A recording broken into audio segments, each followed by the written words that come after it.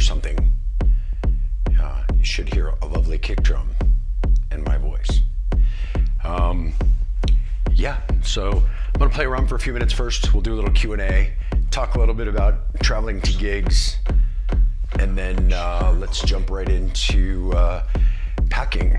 So you can see, I know it's a weird thing, so we'll talk a little more about it in just a little bit. But let me know how the levels are. Let me know if you can hear the voice okay and the kick okay. Soon the music will go away and we'll just focus on packing, but we'll see. Let's see here. I have my first show next Thursday, so I might legitimately take notes. Awesome, that's so good. Hey, caught a live set. Yeah, well, it's not super a live set. I'm gonna play a little bit, and we're gonna talk a little bit about the live rig, and then I'm gonna pack it up for travel to my gig. I leave first thing tomorrow morning to go to Richmond, Virginia.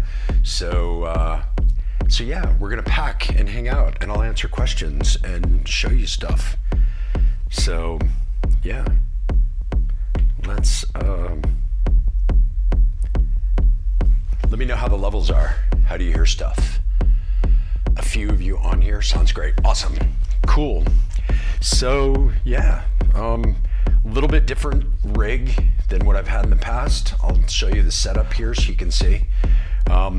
Condensed everything really down. I added a bunch of capability within the Modular now that I have this foldable case, which is going to be kind of the star of the show today as we pack. And then the Oxy One sequencer and 2 electron boxes, the Digitone 2 and the Analog Heat Plus Specs. And that's kind of it. That's what we're rolling with. So cool. Yeah, so let's just talk really quick about the setup. The Oxy One, which you can see here, I'll tip it up. It's on a little stand now, so it is on an angle. Sequencer 1 is a multi-sequencer that's controlling everything that's in the Modular. Sequencer 2 is multi-track, 8 tracks, controlling the 8 voices in the Oxy Choral. Sequencer 3 is a multi-track, which is controlling tracks 9 through 16 in the Digitone. All the melodic tracks, 1 through 8 are drums, and those are all being sequenced internally in the Digitone 2. And then sequencer 4 is just going to the polycinematic, which is a polyphonic synth, so that I can do things like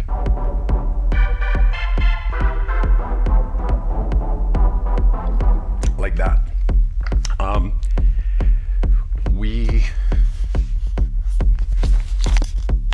Let's see. Switch out headphones here. All right, there we are. Headphones are back again. Sorry, battery died. So yeah, so that's how the sequencers are laid out in the Oxy. So it's kind of the central thing that's controlling everything.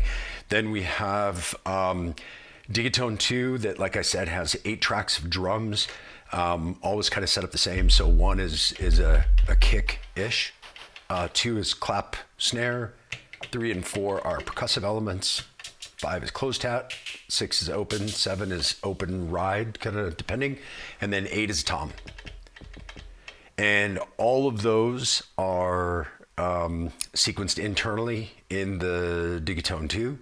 And then tracks 9 through 16 are all sequenced from here in the Oxy One, so that I can take advantage of the quantized to key random note generation that happens within the Oxy One that the Digitone is not capable of doing. So yeah, so because of that, anything that's melodic, I like to sequence from the Oxy, so that I can get all of those pluses and advantages.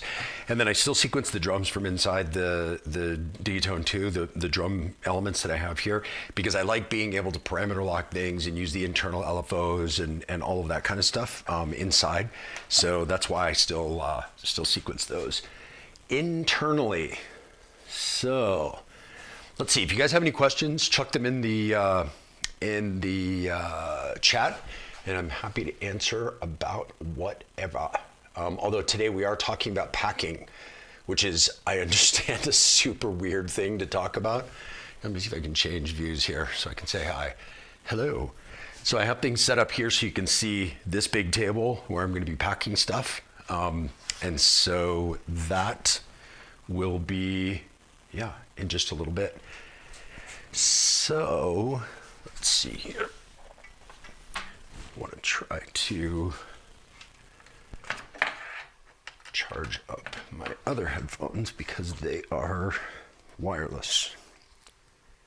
And hopefully that will get me the ability to cruise around and talk to you guys about stuff. So I'll come over here so we can chat just a little bit. So what we're going to talk about first is the rig just a little bit, walk through how I'm using it, why I chose what I did, how I have things routed, because I get some questions about that stuff. And then after that, we're going to head over and do some packing. Basically what's going to happen is that everything that you see there that's in my live performance setup all goes in carry-on luggage. I don't like to check stuff. It freaks me out. I'm always afraid something's not going to arrive or whatever. So everything that's there has to fit into these two bags. So we have one rolling carry-on and one personal item backpack. And that's what everything goes into. So that's a big motivation for why I'm doing what I'm doing with my gear. So let's see, what was the question about routing here? I'm curious how you decided to your voice signal paths on the modular. Is it fixed setup? You set up some modulation for performance. Yes, so I don't have a lot of fixed modulation because I prefer to do the modulation myself.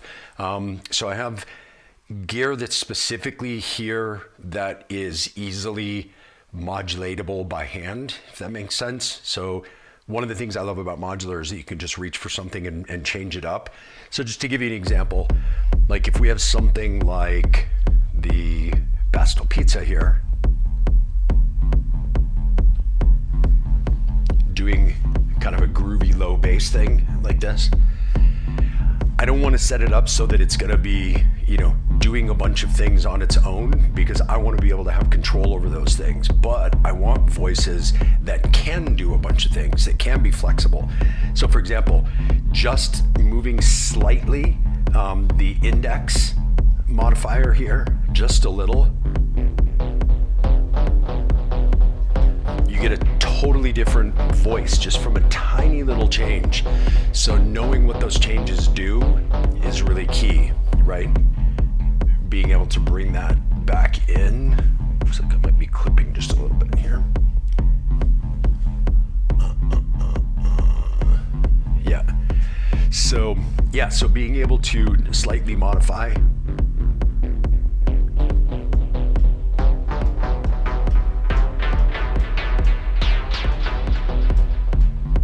And that's just from one of the adjustments on the Bastille Pizza, right? So bring that up, and then I can change the fold of the waves.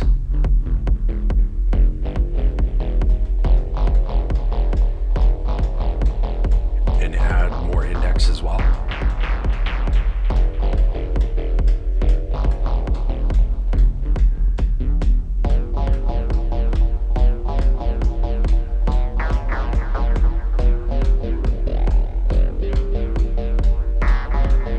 So just being able to make slight adjustments like that is really key. And so all of the voices that I have in my case here, they're all really set up like that, so that small adjustments can have big dramatic changes, and I get a lot of variation in voices that I can adjust in sound design on the fly. Because if I have things kind of set up to pre-modulate or pre-set up to modulate, I guess is probably the way to say that. If I have voices that are set to do that, I would have to have a better idea of what I was going to play, which I have no idea what I'm going to play when I set up to play, because everything is totally improvised from scratch. So it's really difficult to set up modulation of things if you don't know how that's going to fit into what you're going to play. So if you're going to play something preset where you've, determined a track or a song or even a whole live set, it's much easier to do preset modulation, because then you can say, okay, I know this song is going to be in this key at this tempo. This is going to be, this particular voice is going to be playing this role. It's going to be doing this, and I want the modulation to do this with it. So you would do that with this stuff live if you already knew what you were going to play. But because I don't, it's really difficult for me to do that. So I don't. I don't really have any modulation. That said, the modulation that I have, I basically just have a quad LFO and a quad attenuator that's right here that I can kind of send out to things if I want to. And I have one thing right now going into the filter cutoff on the BIA, just because that's something I was messing around with before. But generally, I would have this out and I wouldn't plug this in, but I would have this cable with me on stage. And if I wanted to do something, it's really easy to just say, okay, plug into that attenuator and then plug into, whatever I decide that I want to plug into, the frequency modulation or whatever. And then I've got something that I can do, and adjust here and do it on the fly. But I generally don't do a lot of that, which is why this is pretty much the only modulation that I have in the whole case that would be anything that's automatic. So it's 4 LFOs, really, other than anything that's internal inside the voices. So let's see what else. Mike finally got to view a live stream. Sweet. You picked a weird one.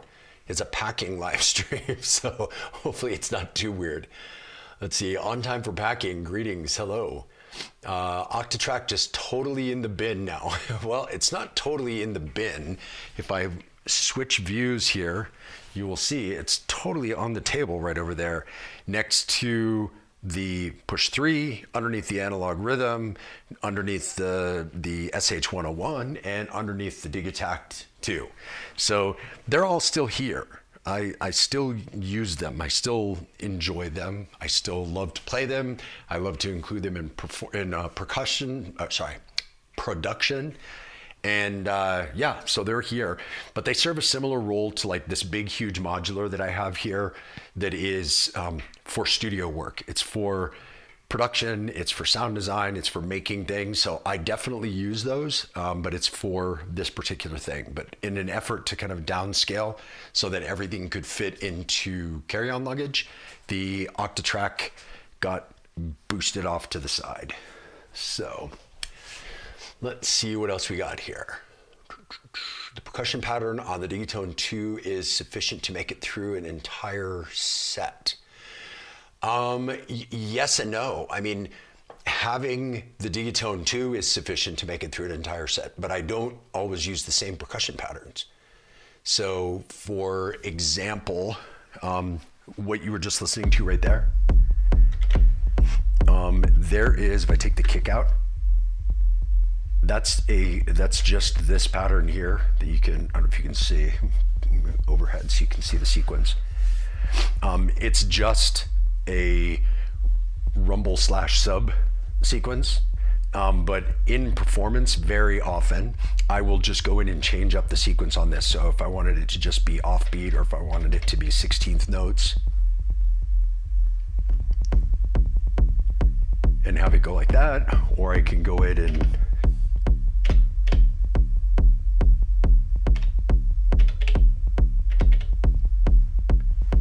so it's very easy, and that's another reason why I like doing the sequencing inside the Digitone 2 for drums, because for drum sequencing it's very simple, very easy to do, and to be able to go in and adjust things like, let's say I wanted this to be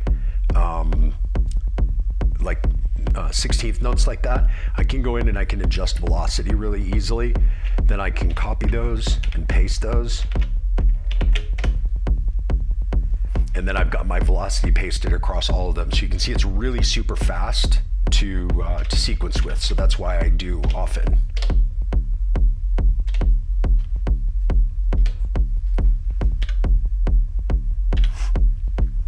Okay, so yeah, so having the Digitone 2 is enough for a whole set, and having, I basically just use one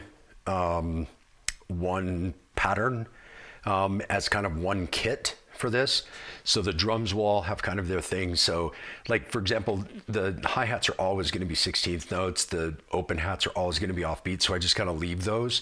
And if I decide that I want to do something like a little accent note or whatever, I can always go back in and put that in live while I'm performing, which I do quite often with the drum stuff. So it's easy to do that stuff live on the fly. And then all the other ones, I'm sequencing them from the Oxy One. And because I generally don't have more than like 3 voices at a time, other than drums playing, so it doesn't get too busy with, I basically have 16 here. I've got another 8, so 24, and another 8, so 32.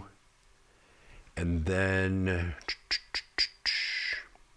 yeah, so I've got about 35 voices total within this, plus ways to modulate them to make them into other things. So if you think about it, I don't know, do the math. How many, what's 35 squared if I was going to use 3 at a time? That's the number of possible combinations that I have of different voices to do different things.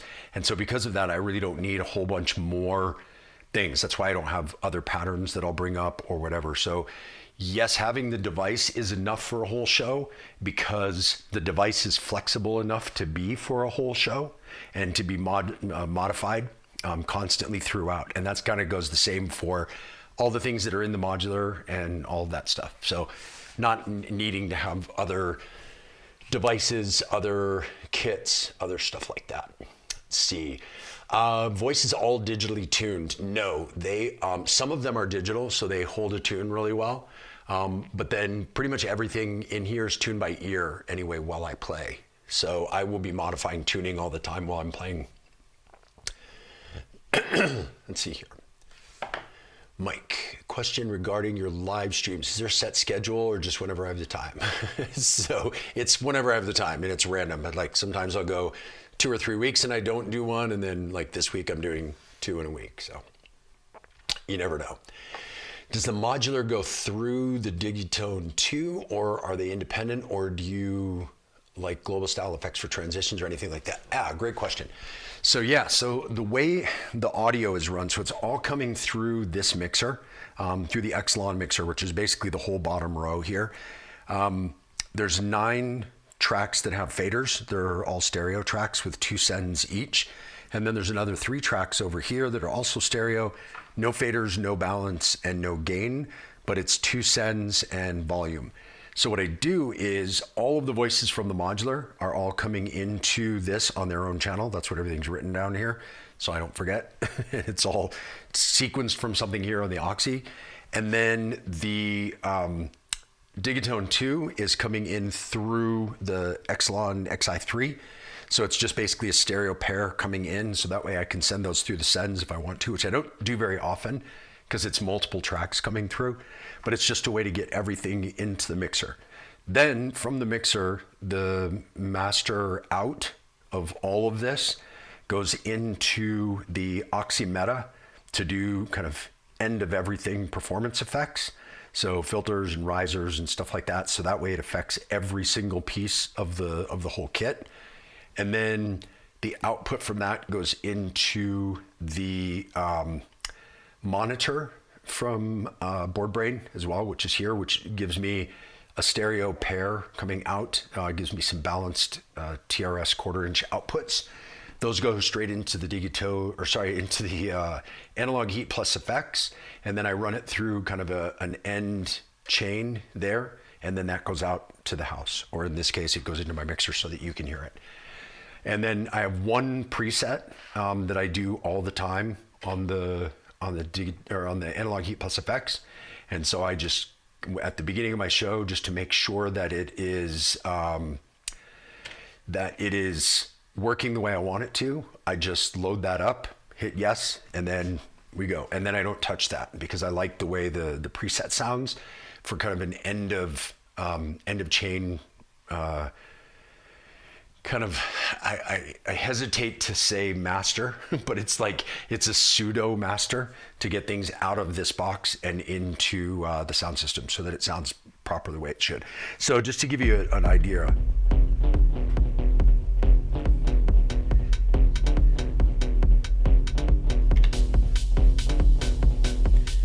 So if I have something like this is kind of my sound of everything coming through here. Then I have master effects here. So if I wanted to do a big filter sweep, I've got things like that. I have risers.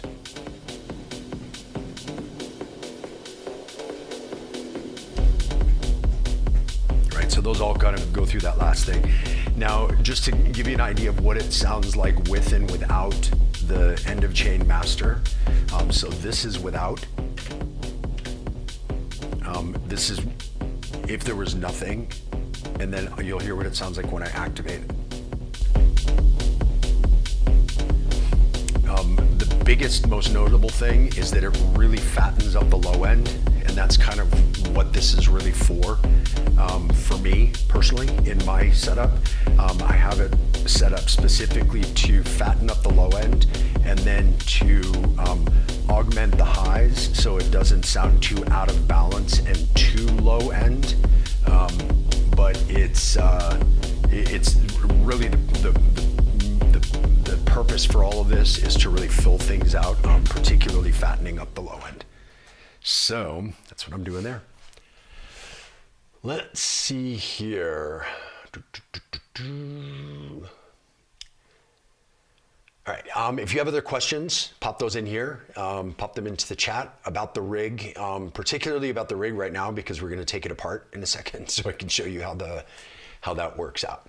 Let's see, thanks, wow, the Master Effects is insane, holy smokes. Yeah, it's, it's one of the big things that is kind of key to end of chain processing is that live setups, particularly modular, I mean, even though modular, the signal is really hot, so it can sound really loud and powerful in that way, the overall signal can sound very thin because you have individual instruments that are loud, but there's not much in between them because you don't have any kind of overall processing like what a master would be on a track that a DJ is playing.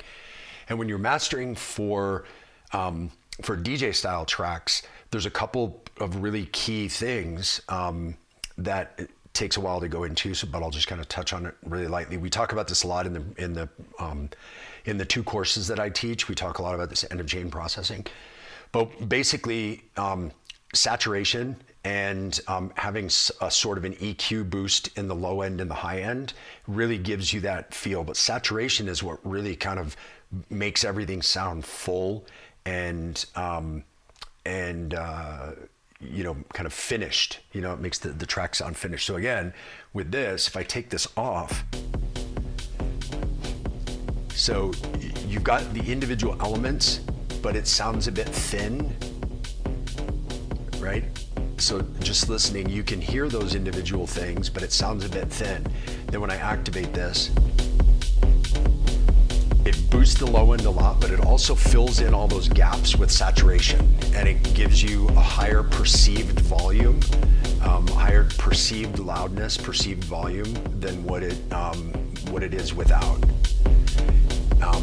I do have a little bit of drive, which does increase the volume on this a little bit, but very little. Most of that volume increase that you're hearing is perceived loudness coming from the saturation that's in here. So this kind of end of chain thing, there's a bunch of the elements that I have turned off because I don't use them. So basically I use so I don't have the bit crush, the chorus, the delay, the reverb, or the warble. All those are turned off. I just use the heat and the bass mono, and then the compressor is turned off as well.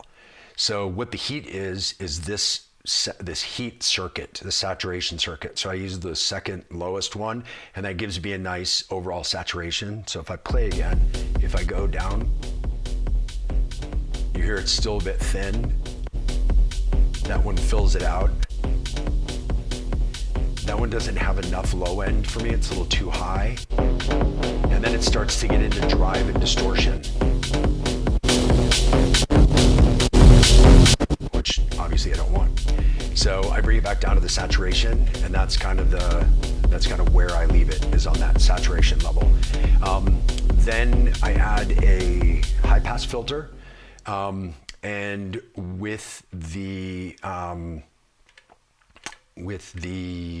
high pass filter, What this does is it gives me a cutoff at about 20-ish hertz, 25 hertz, so that it cleans up the low end of any unwanted frequencies, but then it gives me, I add some resonance to it, so it gives me a resonant boost right before the cutoff, which means at about 40, between 30 and 50 hertz, there's a curve of resonance that's there, and that's what really boosts the low end. And because the low end is boosted, then I also use the EQ that's in here to boost up the high end to kind of equalize that.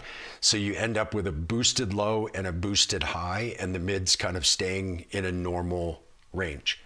And then the other big important thing here is the bass mono.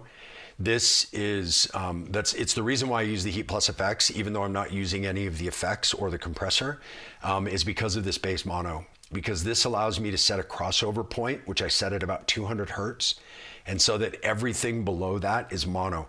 So most of these modules are mono anyway, but just in case there's some low-end stereo information that's coming from an effect or some weird thing, because I'm going through like frequency shifters and stuff, so there might be some weird low end that comes through there. In that case, I still want that to be mono. I don't want things to phase cancel with my kick and bass. So everything that's below 200 hertz gets monoed in here, and then everything that's above is kind of like normal whatever stereo's there from the effects. Even though the voices are mono, the effects, some of the effects are stereo, so it gives it a little bit of stereo, if that's even a thing on the system that I'm playing on. But this just basically allows for stereo where it doesn't allow for stereo in the low end. So that way you can avoid phase cancellation, which will make your kick and your low end sound lame when you're trying to play on a big system. So let's see what else. Any other questions? Throw those in here. Chuck them in the chat, and we will we'll go over those things. All this packing is for my trip to Richmond, Virginia. I leave tomorrow very early in the morning. I play tomorrow night in Richmond, and then Saturday night in Ashland, Virginia. So if you're in the area, please come check it out. All right, well, maybe it's time to pack. now that we've kind of gotten through this stuff. Let me know, again, in the chat if there's anything else that you want to ask questions about, and I'll keep checking it while we do the packing. But just to show you, first and foremost, kind of the way I pack stuff up is, first things first, turn everything off, put all the levels down. I generally do a save all right before I turn off, because that way when I get to sound check tomorrow, I'll have stuff saved in there that I can use, that I've heard here, and I can use it there. So it gives me an idea to kind of gauge the sound system and be able to make any adjustments that I need to make. So then once that's done, then I just go through, turn everything off. And then, let's see here. Any of the show's gonna be live streamed? I don't think so. I can ask, but I don't think so. All right, so then what I generally do is I generally just kind of unplug everything first so that I can get things out of the way, like the Oxy one. I'll take this and move this over to the table, because we're gonna put that away in a sec. And then I'll unplug all the cables from everything, because I like to pack the gear first, and then I kind of sort out the cables afterwards. And because I have them all on my table here, it helps me make sure that I don't forget anything. So the first most important thing for me is to make sure that I take everything out of the, I unplug everything that is extending out from the case, because I'm gonna move the case next. So I wanna make sure that I take out everything that's there. So I have my stereo in that's coming from the Diatone that comes out. I have my HDMI cable from the Oxy One.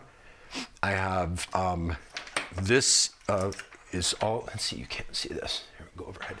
I have the Oxy Split here, which I'm coming out of the back of the Oxy One into this, and this gives me 3 separate paths of MIDI going out. So I'll just unplug all of these so that I can keep the split separate, and this will go over here with my gear stuff. Here, I'm gonna add, yeah, I'll add that so you can see a little bit about where I'm going with stuff. Okay. So anyway, on here again, so I have those two things were coming in from the outside, so I disconnect those. I also have one cable that's coming out of the I/O that goes into the back of the Digatone for side chaining. It's a kick track that's coming out of there. Now this is one of my MIDI cables from the split, and it's going into the polycinematic. So I'll just coil that up and leave it there so that I'll have it there for later. And I have another one. The other one is over here going into the Oxy.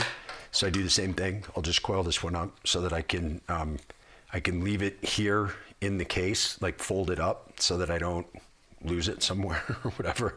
I like to leave anything as plugged in the case as I can, but I can't with everything else. The other thing that I have that goes from outside the case to inside the case is this clock, which is coming from the back of the Oxy as well. So I disconnect the clock so that I don't have that going out anywhere either.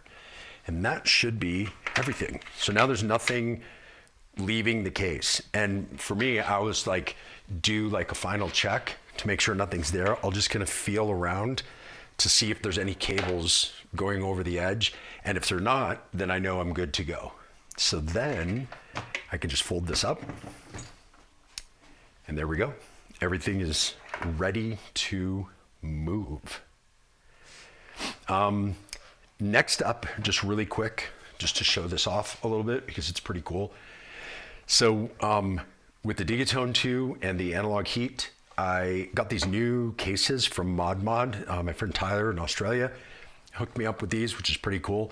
And they are cases and stands all in one, which I really love. And they're magnetic, so they hold everything really well. So if I take this out, you'll see there's little silicone knobs in here. Under each one of those is a magnet. So your thing stays really sturdy inside here. And on the back side of this, you've got these little feet, which are, if you can see that with the camera. Yeah, so you can see, so that gives me an angled stand.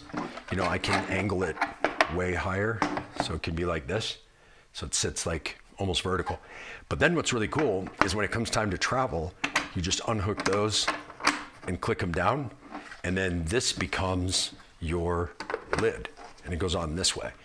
So just like a deck saver, it covers everything, keeps it safe, keeps it protected, and when you get to your gig, you just flip it upside down, put those little legs out, and it becomes your stand that you use. So I was using deck savers and stands separately, and it was always like two things to pack. This way, again, one less thing to pack, which is always kind of a motivation for me. So any chance I can get to pack less junk, I will pack less junk. So again, just fold this up, and there we go. And because it's magnetic, these really stay on. That was one of the things with the deck savers, is I had these big giant rubber bands that I would put around the deck savers so that they wouldn't pop off when I was traveling, because they tend to pop off really easily. And with these ones, because they're magnetized and they kind of attach to here, they're really super sturdy. So just put those aside. And because they're square, they stack, which is also kind of handy. So I don't know, looking for any kind of extra handiness any way I can. So let's see what else is going on here. The cases are awesome. They are. I mean, that was a kind of unexpected thing. Tyler reached out to me a few weeks ago and said, "Hey, I'm making these things. Would you like to try them?" And I said, "Yeah, sounds awesome." Peter Brown. Hey, what's going on, Peter? Super bummed I can't make the shows this weekend. That's a bummer. I would love to have you there. Be prepared for the Virginians complaining about the cold. Yeah, well, I don't have any patience for that being from Colorado. So cold is whatever. All right, so going back to the case here, the only last piece is just disconnecting the power supply, which is right here, and getting that ready to go. Now I have all of my cables. I'm just gonna move them over here, and we'll sort those out later. Let me see. If I stand this up, you can see how it looks when it's closed, right? So it closes up. It has one power supply, and then this cable bounces between the two, so it powers both cases off of one power supply, which is pretty cool. There's some little USB power outlets in both of the halves, so you can use that to charge your Oxy One or charge your phone, or I was powering the 1010 black box off of it, although I was getting a little bit of USB hum from the ground loop. So you would need like a ground loop attenuator for that. But so you can see what's cool about this is that everything stays patched and it just folds up. It's got that handle that you can carry it up on the top. And then when you get to your destination, you just flip it up. You've got everything already set. You connect those few cables that we were just talking about and you're good to go. So now what to do with this? So let me see here. Joel, hello from Sweden. Awesome. Hello, hello. I got a bunch of Swedish gear here. So the next thing is if you look over here, we will start to move things this way now. Okay. So if we look over here, we have a rolling carry-on that I just got. I had to look around a lot to make sure that the interior dimensions were big enough for my modular case, and the exterior dimensions were still small enough to be able to be taken as carry-on luggage for, basically this one is for all airlines. There's one slightly larger than this that I could have gotten and it would have been good for most, but when I go to Europe, sometimes I fly on Lufthansa, and that was one of the ones that it wasn't the right size for. This one, the size of this one is good for anybody, including like Ryanair and EasyJet and all those like budget airlines in Europe. It's good for all the low-cost airlines here in the States as well. So it's really very handy to have it that size. The other thing that was really key about this suitcase is that it's the one that can zip to be wider. And now you'll see once I put everything in here, I zip that down again so that it fits within the carry-on regulations. But having this extra bit to be able to close the lid over the rigid modular case is really important. So that was something that was key to this particular case. So now let's take here's the modular case as it's folded up like that, and it fits right in here. And my headphones are about to rip off my head.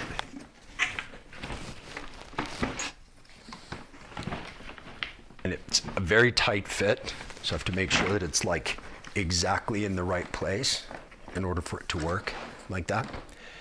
But you see, it fits in there, and then this comes up over the top of the case. And it has this weird liner, which again has to kind of go over the top of everything in here. And then once that comes over the top, then this can be zipped closed.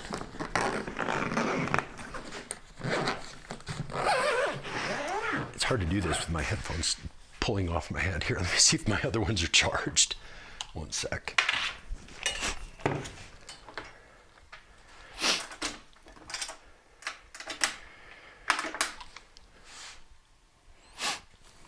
All right, let's see. That seems to be okay for now. So anyway, this gets me all closed up, and then that is rolling carry-on. And then I can zip this closed. I have to make a few more adjustments in it to be able to zip it all the way back closed again. But you can see that, I mean, even this goes as rolling carry-on on most airlines. It's not very big. You know, like this is on a table. But if, you know, like I guess you can see standing next to me, it's like normal carry-on size. And the modular fits in there perfectly. So it wasn't the easiest one to find, but once I did find it, at least I was able to get something that works for this. So it back up again. So you can see it's kind of everything that's here. The other thing is there's a little bit of space here between the handle and that. And this is usually where I put my Oxy One. So that, here, just have to move it under the power supply. But that fits right in there and everything still closes up. So that allows me to have the modular and the Oxy in the rolling carry-on. And then everything else I can put into the backpack, which I will do next. So move this down. And for this one, this is the Nomadic travel pack. Not sponsored, although I would take a sponsorship from Nomadic because they're pretty awesome. I've been using this for years. What I like about this is that you can open it up totally to pack it. Most backpacks you have to kind of pack from the top and you end up with things way in the bottom and it's harder to deal with. So this is just like the regular backpack. And then I take my 2 Electron boxes. They just lay in here flat. And as you see, there's still a bunch of space here on the top. So I can put things like, this is my cable bag where I keep like emergency cables and stuff like that. Put those up here. I have my toiletries that can go right in here on the side. I have another bag. I'm kind of a nerd for tea when I travel. So I put some tea in there. I've got that. And then I have some extra space up here on the top, which is where I'm going to put my other cables and my headphones that I'll bring with me to travel and all of that stuff. And then this just closes up just like that. There we go. And then that's just like regular personal item size that fits under the seat in the airplane. So what's really handy too is that with the rolling carry-on, this has like the pass-through thing for the handle. So when I'm going through the airport, I can put the backpack on top of the rolling carry-on so you don't have to carry anything at all through the airport, which is really super, super handy. Let's see, what do we have in here? Good afternoon, Art. Welcome, welcome. Let's see. Space of waste, you have Octatrack. I don't know what that means.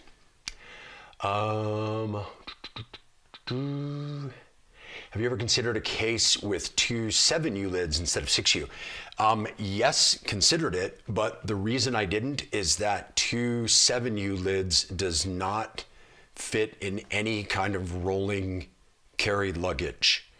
And it only fits as a carry-on in much larger planes. So if you're going to go into a smaller plane, so if you want to go in like Ryanair, EasyJet, or if you want to fly like Frontier or Southwest or something here in the United States where they have tighter luggage restrictions, or in Europe, I also fly sometimes on Vueling when I'm going to Spain. So those ones, the luggage restrictions are much tighter, and so you can't have that larger size case. So 7U doesn't fit for carry-on, only 6U. And in some cases, a 104 will fit if it's only in a really tight bag, but it won't fit with any kind of rolling luggage because with the wheels added, that makes it too long for the rolling. So really, the 12U 84 is kind of the only size that fits. I couldn't go to 14U and I couldn't go to 104 and still have it fit for packing like this. So yeah. Let's see. I love the "This Machine Kills Fascist" stickers. Thanks. Who makes that? You know what? I don't know. I got it last year at NobCon. One of the manufacturers had it on their table as a freebie, like swag giveaway. I also have, I don't know if you saw in the thing, there's a picture of it on my Instagram. I have a blank 2 HP spacer in my modular case that says exactly the same thing. So, yeah, I agree. I like them too. It's, if those of you know the story of "This Machine Kills Fascists," this is there's a long musical history of that. So anyway, do you think you could throw a link in the Patreon for the suitcase? Yeah, I mean I can tell you which one it is. It is made by Away. and they're the ones that are my aluminum carry-on that I normally use for everything. And the one I used to put my 6U84 in before I went to the larger size was their aluminum. It's called the bigger carry-on. And this is just their regular carry-on, but it's the one that's expandable. But it's from Away is the brand. Let's see, when it gets to gig, you stereo and rematch the missing things, right? Then you tune the oscillators to each by ear. I actually don't. Some people do, but for me, I'm pretty comfortable with tuning by ear on the fly, so I don't worry too much about it. And also, a lot of the stuff that I play is more kind of like atonal, and so it's way less important that everything is perfectly in tune with everything else, as long as basically most of the time I'm not using a lot of different voices at the same time, so having them all be in tune with each other is way less important. I just want to make sure that within my sequencer things are in tune there, so that I can at least do it by ear while I'm playing, which is what I end up doing. So, yes. Do you have a particular brand of instrument cables that you like to use? I don't, actually. I have a lot of Hosa cables just because they're readily available and not too expensive. Yeah, I guess I don't think there's anything else. I do have quite a few of the Modbang cables too, that EasyBot makes, these ones, if you see them. Like this is the MIDI cable, but I also have some of the patch cables and stuff like that are clear like that, which is really cool because you can see the wiring inside. So shout out to Matthew and Modbang. So if you get those are they're pretty good. Let's see. Let's switch back here really quick so you can see the mess on the table. So I'm going to switch headphones again. I want to keep these charging in case I need them again. I should have charged before we started, but I was working. All right, so now, and this is kind of how I pack up at the end of a show too. I'll pack the gear first, put it in the bags, and whatever's left on the table is the cables. So I'll kind of keep them together. So I've got my my stereo outs that go for the coming out from the modular into everything else. Then I'll take my power supplies, which, let's see, I'm just gonna unplug them all right now so that I don't have to do it one by one as we go. So I'll just take these power supplies. Hope this isn't too crazy loud, me clattering around in here. And get these folded up. I like the Electron ones that they give you the little built-in strap. So you keep those together. Do the same with the other Electron power supply. I actually have 3 because I used to have the Digitech 2 here, and I still have the power supply here, so that one will stay. So I've got those 2. Then we've got the power supply for the modular. Woo! Man, this stuff is all tangled up. You can tell I didn't prepare for this live stream very much. Wanted you guys to see my actual mess. Give you guys the behind the scenes look at how messy things actually are in this.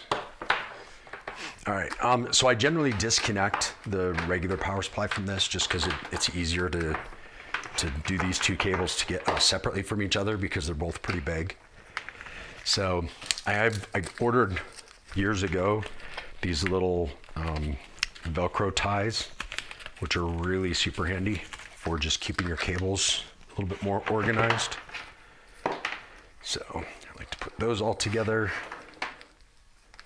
Do the same with this one. And the Velcro ties are great too because if you've got like something bigger, you can attach a couple of them together.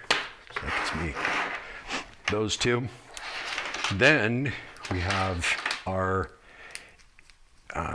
3.5 millimeter to, or our 3.5 millimeter to 1/4 inch. This is what I use to go from the Modular to the Digitone 2 for the side chaining. And it's also what I use to go from the Digitone 2 to the Modular for the output that goes into the mixer. So I just get these all kind of looped up. And I try to group them together because another thing when I set up on the other end, I generally set up the three kind of paths of signal paths, yeah. The 3 signal paths, I set them up one by one. So the first thing I'll do is power. So I like to have all my power cables together. Then I will do MIDI. So I like to keep all my MIDI cables together. And then I'll do audio. So I like to keep all my audio cables together. So that way when it gets to the other end, it's pretty easy and I'm not like digging through trying to find random things. So any of this stuff, that doesn't need to go. And I always bring a few extra patch cables because like I said, I will, if I'm gonna use modulation when I play, I will patch it live. So I'll usually bring, half a dozen extra cables just to have them. So let's see, 3 power supplies, this, HDMI cable, which this connects the Oxy 1 to the Oxy pipe, which is the module that stays in my case so that everything can stay patched while it's all packed up. And then I just have this one cable that connects the Oxy to my Modular, and that takes 8 CV and 8 gate, all from one cable. So then, what else do we have going here? Right, so that one's not going with me. That's the other one there. And then the last thing I'll bring is just like USB cables, USB-C, power supplies, things to charge phone, Oxy 1, my computer, stuff like that. So I bring those. So what this ends up being at the end of the day is this pile. So I've got 3 power supplies, get that out of the way. 3 power supplies, my audio cables here in the middle, and then a couple MIDI cables and connector cables. And then these are extra patch cables for patching. So then all of this goes into that leftover space in the backpack, and then that's all ready to go. So then when I get to the gig to set up, on the other end, like I said, the first thing I'll do is I'll kind of lay out the space, see how much space I have for everything. I'll put the gear, like the actual pieces of hardware where I want them to be kind of laid out. And then I'll start to assemble everything by signal chain. So power first, make sure everything powers up. Then audio or MIDI, whichever one you want to do. But doing them one by one so that you're not kind of trying to connect things and you forget a piece and whatever. So that way you can kind of trace all of your paths. So yeah, that's it. That's the packing. So let's see, what other questions do we have here? Nice packing. Thanks, Erica. Let's see. Very cool to see how the pack down goes. You have a link for the Modbod case standing cases. I don't actually. I probably should. It's I know that on the last stream everybody found them on Etsy. So if you go on Etsy and you look for Mod, M-O-D, you'll be able to find the cases. Let's see. It would be so awesome if you were performing an ultra. Yeah, I wish. That would be nice. Just a thought. Yeah, I would love to. It's by no preference of my own that I'm not performing there. It's just that I've never been invited. I have played in Miami for the Winter Music Conference week a lot. I mean, for like years and years, I played at that. But I haven't gone back in quite a few years because it's that event has really changed a lot and it's not something that I'm super interested in anymore. But Yeah, it's Ultra's cool. If you get a chance to go to Ultra this year, one thing that's really cool is Carl Cox's stage this year. With the exception of one artist, every single other artist is live hardware. And it's something that Carl Cox is doing starting this year. He's premiering at Ultra his 100% live show. So he's been touring with a hybrid live for a few years now. And as of Ultra, he's going to start to be touring it with 100% live set. So taking the CDJs out of everything, and it's going to be all live hardware. And because of that, he has, I don't know if you guys know this, but he has a record label called Awesome Soundwave, ASW, from Australia, with Christopher Coe, who's another hardware performer. They are really super into live hardware, and they're really kind of pushing that forward now, which I think is amazing.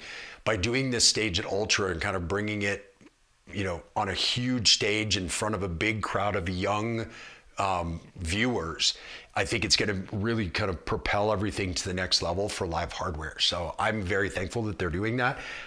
Very excited and very encouraged that the ASW guys are really putting so much focus on live hardware, and especially that Carl Cox is doing that.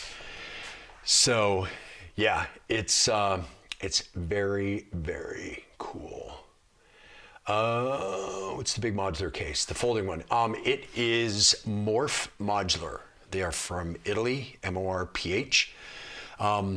There's another great company out there that does folding cases like that, which is Amalgamod, and they're from Australia. So kind of depending on where you are, whatever's easier to get. One thing I would say, one of the reasons why I have the Morph and not the Amalgamod is because the Morph is it's the only one that does this particular size.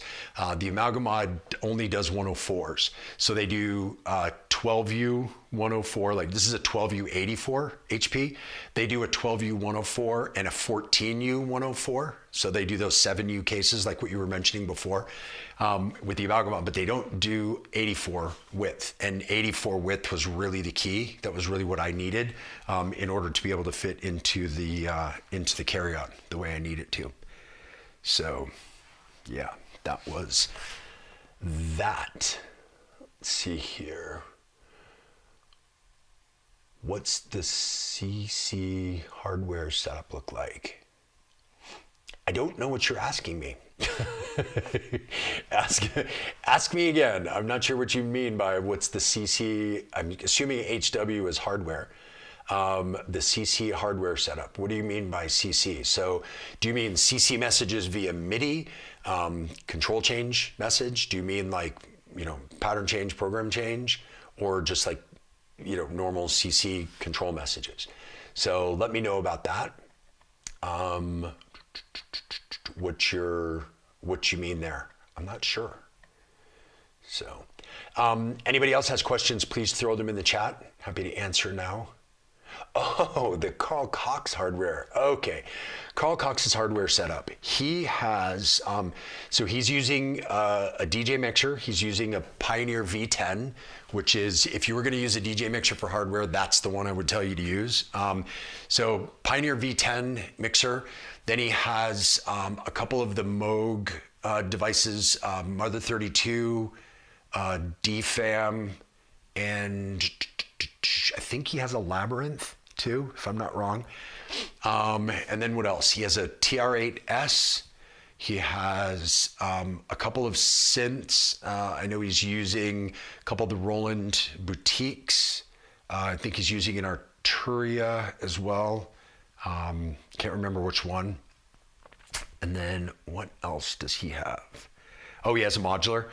It's a relatively small one. I think it's probably a 6U84 with a few different things in it. Then he has a bunch of effects pedals that things are going through, and he's also using everything with Ableton. So he's able to process, do signal processing through the main mixer as well as through Ableton. But if I'm not wrong, what it seems like he's doing from when I've seen the setup, it looks like he's running things into Ableton, processing those signals, and then running them into the DJ mixer as kind of groups to come to the 6 channels in the DJ mixer, so that it really still acts as a DJ mixer, for the different kind of groups that he has coming in there. That's what it seems like, but I could be wrong. But yeah, that's what it seems like. So let's see. If you could only perform with only one box, would you pick the Octatrack or Analog Rhythm MK2? Me personally, I would pick the Analog Rhythm MK2.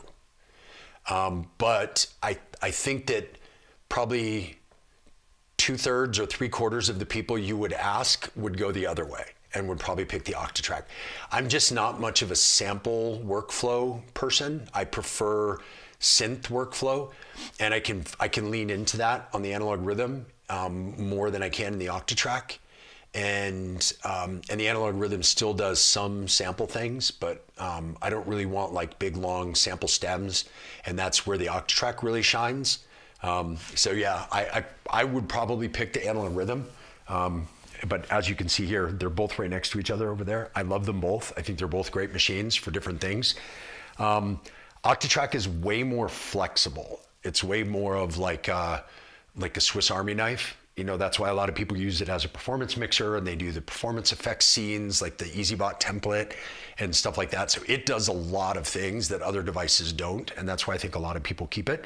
I love playing the Analog Rhythm. Like for me, it's such a fun instrument to play, where the Octatrack is way more versatile and flexible in what it can do, but I don't have as much fun playing it because it's not the workflow that I really love. So yeah, I'm more of a rhythm person than an Octatrack person, but that's, you know, personal preference for me. I like them both.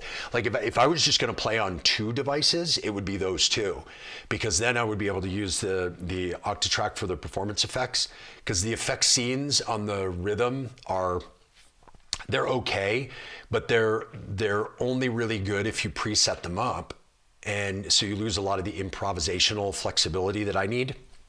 And with the Octatrack, you can have the effect scenes set up so that you can do anything with them. So I really love those. So yeah. Chuck, any other questions in there? I'm, again, happy to answer whatever. It's not going to be a super long stream today because I did just want to go over the packing and show you guys all that. But yeah. But the whole point of all of the packing was to be able to get everything in just these two bags so that everything can go carry on, so that I don't have to put anything, I don't have to check anything, because if I check something and it doesn't show up for the gig, then I can't play my show. Or if something gets broken or messed up in transit, then I can't, it's harder to play my show. Depending on what it is, I may not even be able to play the show. So I prefer to kind of have everything with me, and so that way I can keep it under control the whole time. Let's see, I'm thinking Analog Rhythm MK2 and Analog 4.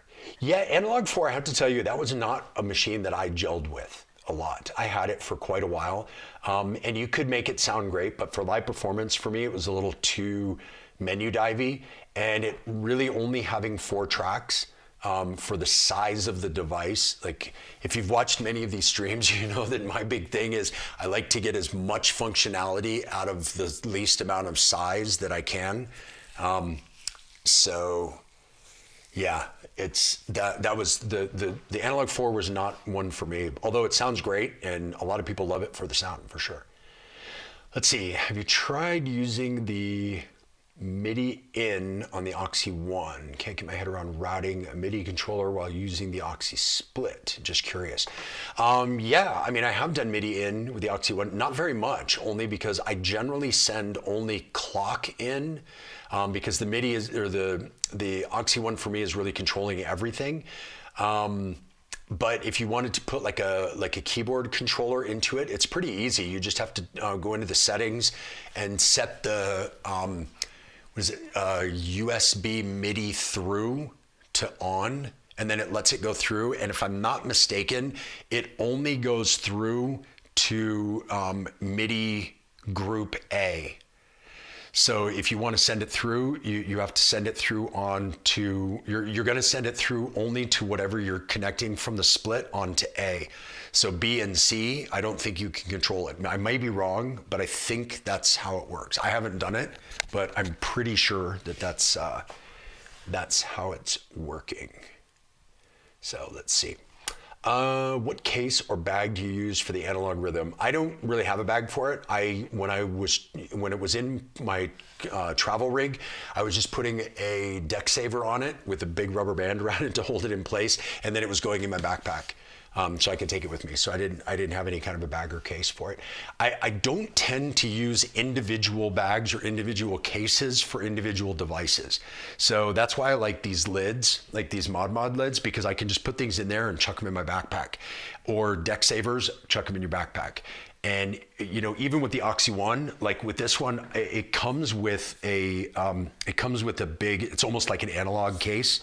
But I never use it because it's a really durable instrument and it's pretty small and heavy duty. So I just kind of chuck it in my bag. I don't, or in, like you saw, it kind of fits in between the handle and the modular in this case. So because it fits in there, it's protected. So I don't really need a case for it. And so I don't really use a lot of individual cases. So let's see here. What's your voice routing for the bass? Is the Oxy One sending gates to envelopes you tune, or does it handle the VCA directly?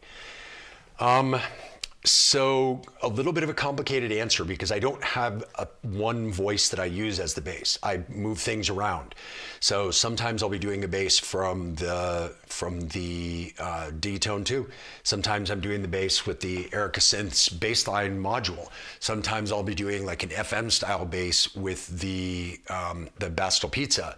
Sometimes I'll turn the BIA into a bass voice. So I tend to move things around. I don't organize things by job.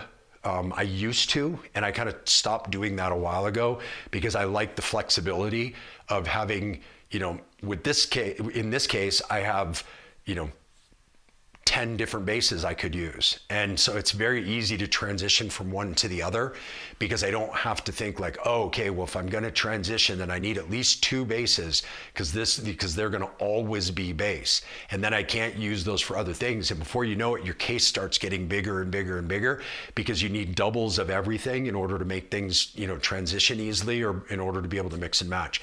So with this, everything can be a bass, everything can be a lead, everything can be percussion, everything can be that. So I don't have individual routing.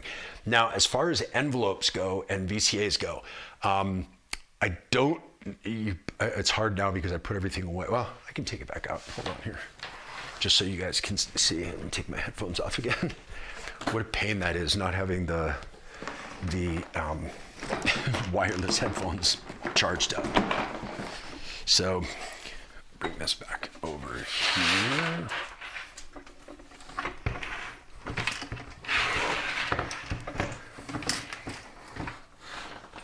Yeah, there we go. I'll switch that over. So now you can see the case a little bit more. I can even turn it. It's not hooked up to anything right now, which is pretty handy. So if you notice, I'll let you take a look in detail. There is not one VCA independent, like a separate VCA module in the entire case. There is also not any envelope modules in the case.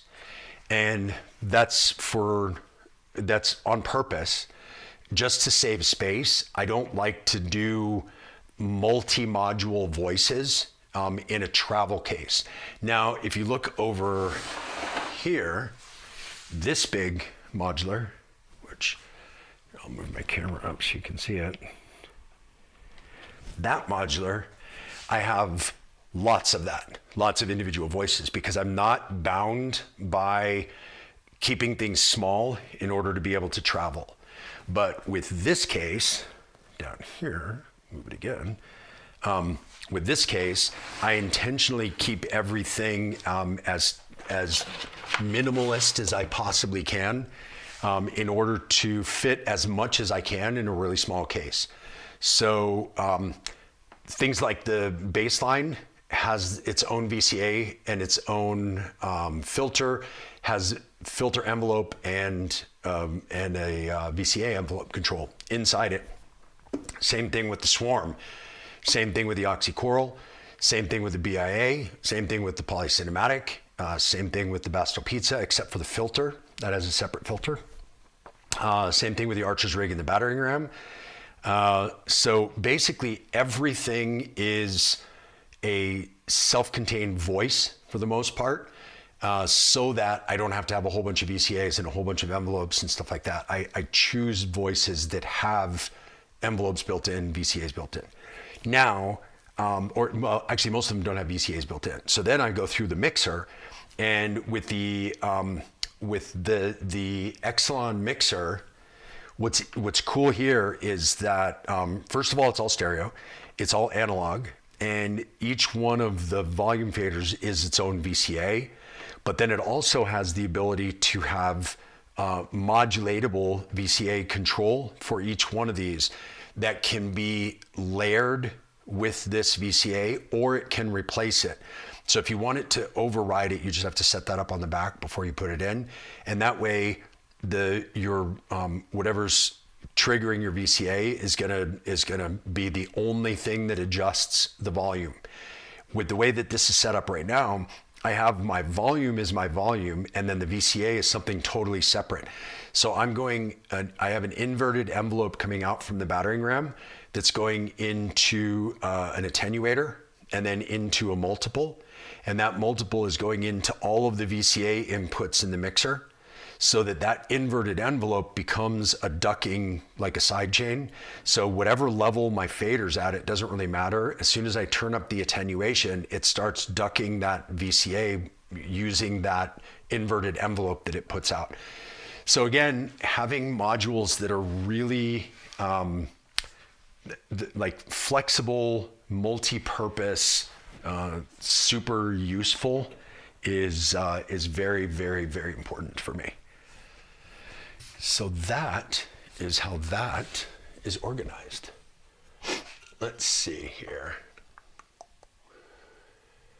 What else? Hey, Pierre. Thanks. That's nice. Sorry if you already answered. What do you use to connect your whole system to the house system? Is it the export module from BoardBrain? One for right, one for left, 1/4 inch TRS to XLR. So basically everything comes out of the monitor, which is this module right here. It comes out as 1/4 inch balanced outputs. And those go into the analog heat plus effects for that kind of final end of chain saturation, low pass filter, bass mono. And then from there, I have 1/4 inch outs that go to the house. So everything comes into the modular, through the mixing system, through end of chain effects, into the monitor, and then from there, analog heat plus effects, and then out to the main house system. That's that signal path. Let's see what else. Super interesting. No VCA or envelope. Lots to learn about the travel case. Yeah, I mean, it's a choice. Like you definitely lose some flexibility. I mean, one of the cool things with modular is that you can make your own voices by mixing and matching envelopes and mixing and matching filters and stuff like that. So you lose some of that flexibility when you go this route. But for me, I find that it is that it's very useful, because I'm looking to try to get the most flexibility and variety out of a kind of a fixed sized case without having it get too big. So I sacrifice some of that flexibility for the travel size. Let's see here. Wow, that mixture is awesome. It is. I agree. Being able to send to effects means that any voice can become lead, textured, fixes the system. Yeah, having multiple effects is really, it's a big plus for sure. Having multiple effects sends So if we go back over here, so I've got 2 effect sends on every track, and those are going to the Ghost and the Coslin, so a frequency shifter and a multi-effects unit. So those are mostly for adding atmospheric elements and doubling up, layering voices, sending it through a frequency shifter so that it sounds a bit different. So you can double up things. You can send little bits of a whole bunch of channels to both of those and create some unique stuff. A lot of people will have their 2 effect sends be like a delay and a reverb. What I do instead is those effects like that, and like that are more atmospheric effects. And then I have delays and reverbs by channel. So even though I don't have VCAs and envelopes by channel, so like here, for example, the Swarm goes through the dual effects from Ericasynths, which is a delay and a reverb. That's how I have it set up right now. The Oxycoral has reverb, delay, and chorus all built into it. The Polycinematic has its own reverb, so I don't need one for that. The BIA is going through the Desmodus Versio, which is like a reverb delay. It's they call it a tail generator. And then it's going through the Melodus Versio, which is a granular effects unit. So that's a whole chain of effects. So I've got a really kind of simple voice, flexible, monophonic tone voice that I can send through wave folding internally, wave folding in the VO Arena filter, then through reverb delay, then through granular effects. So this becomes atmospheres and washes and really cool, complex sounds. But I've taken, instead of having envelopes and VCAs, you know, I've got the voice has its own envelope.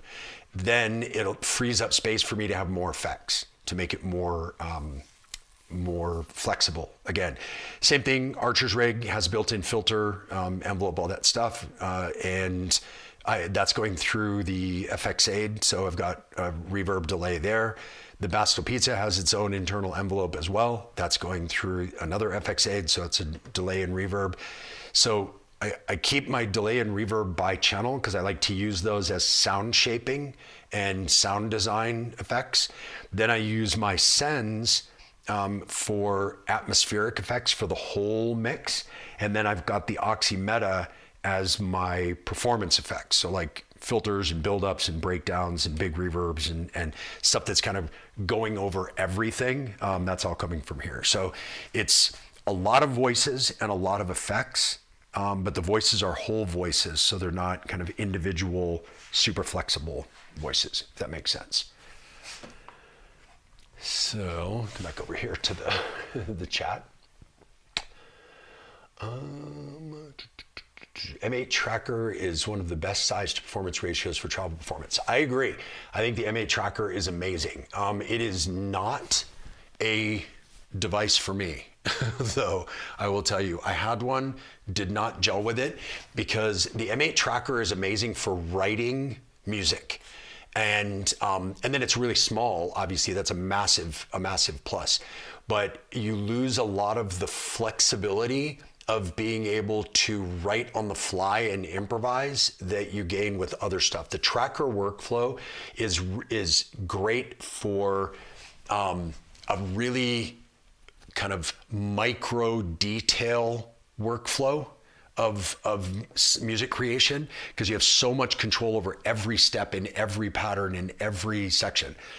But you have to pre-set up everything in a way that it can be performed live in order to perform it live.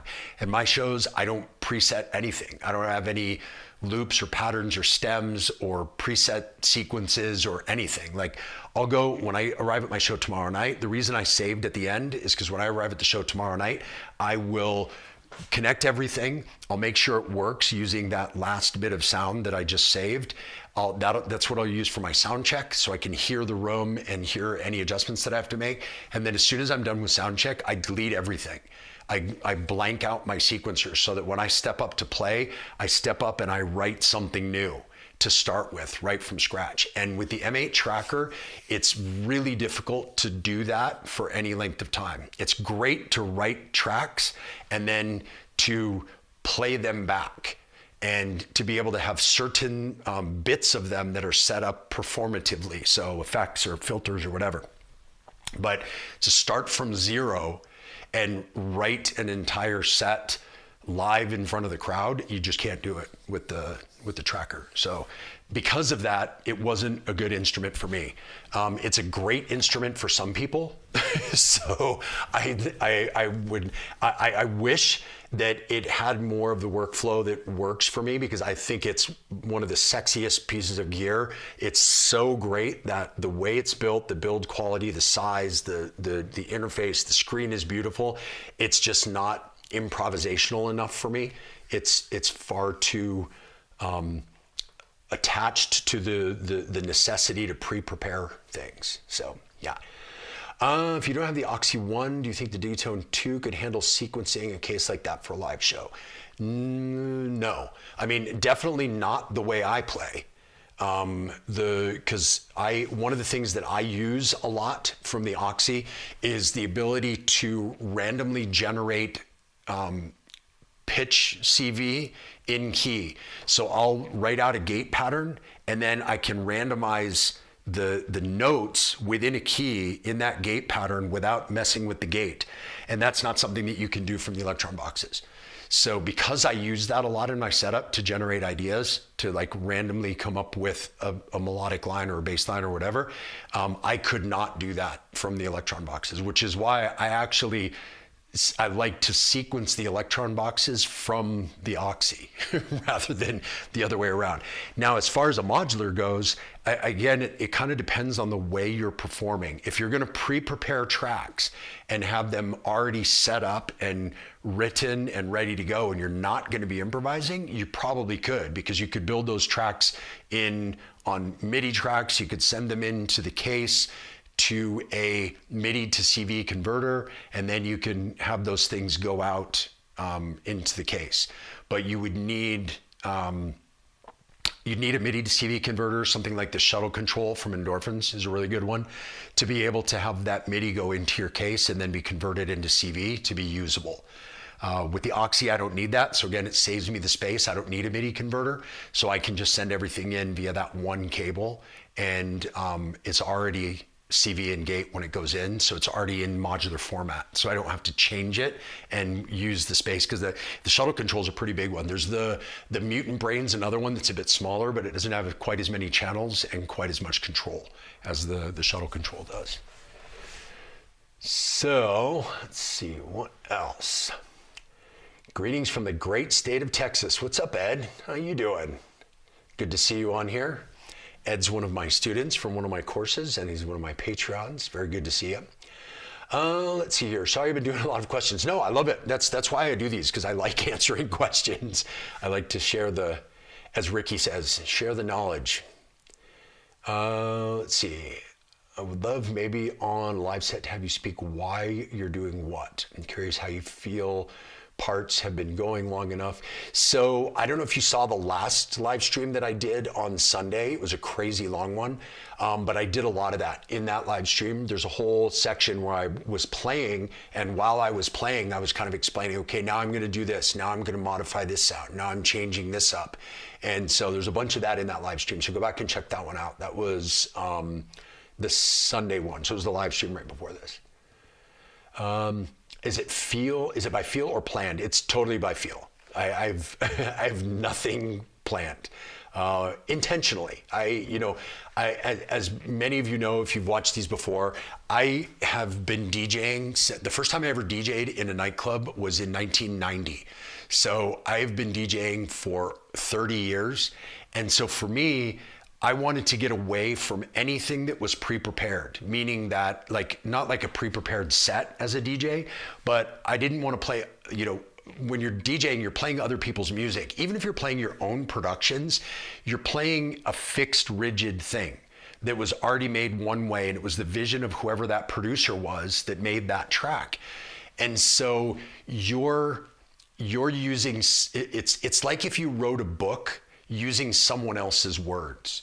So you're still the one writing the book, but it's not coming from you. The way you put the words together comes from you, but the words themselves are from somebody else. And so it's like being a ghostwriter for somebody's autobiography. So with this, I wanted to, when I switched up and started doing just live about 4 years ago now, the motivation for it was I wanted to get as far away from anything prepared as possible. I wanted to combine production and performance into one thing. And I wanted to make it so that rather than getting up there and showcasing my productions, which I could do as a DJ much easier, we wouldn't have this video on how to pack up all your gear if I was DJing, because my gear would be headphones and a USB stick. And so it's much easier to showcase your productions if you're gonna DJ them. Like, that's the easy way to do it. So for me, I didn't want to just do productions and then show up and like disassemble them so that I could get in front of a crowd and reassemble them. That for me was not what I was trying to do. Now, no knock on people that are doing it that way. It's just a different way to perform. And I think that for me personally, I prefer I started out with the motivation to write music live, produce music live in front of the crowd, for the night, for the venue, for the vibe, the mood, everything. So everything that we're doing in the event, whether it's a warehouse party or an afternoon demonstration, whatever, that vibe is influencing the writing of the music that is then going back out to be the soundtrack of that moment. And so for me, that was really important. So that's why none of this is prepared. And the preparation for me is preparing a rig that can be improvised on and performed on, so that it's not, I'm not spending my hours writing things that I then perform. I'm spending my hours practicing performing so that when I get there, I can write, if that makes sense. I don't know, it's like a long explanation for something, but anyway, so yes, it is all by feel and not planned. Circos classes are an awesome way to dive deep. Thanks, man, I appreciate that.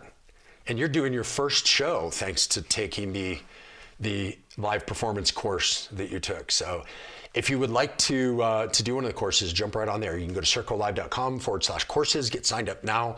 I'm enrolling now. There's a few spaces left for March for that cohort, for both the performance course and the production course.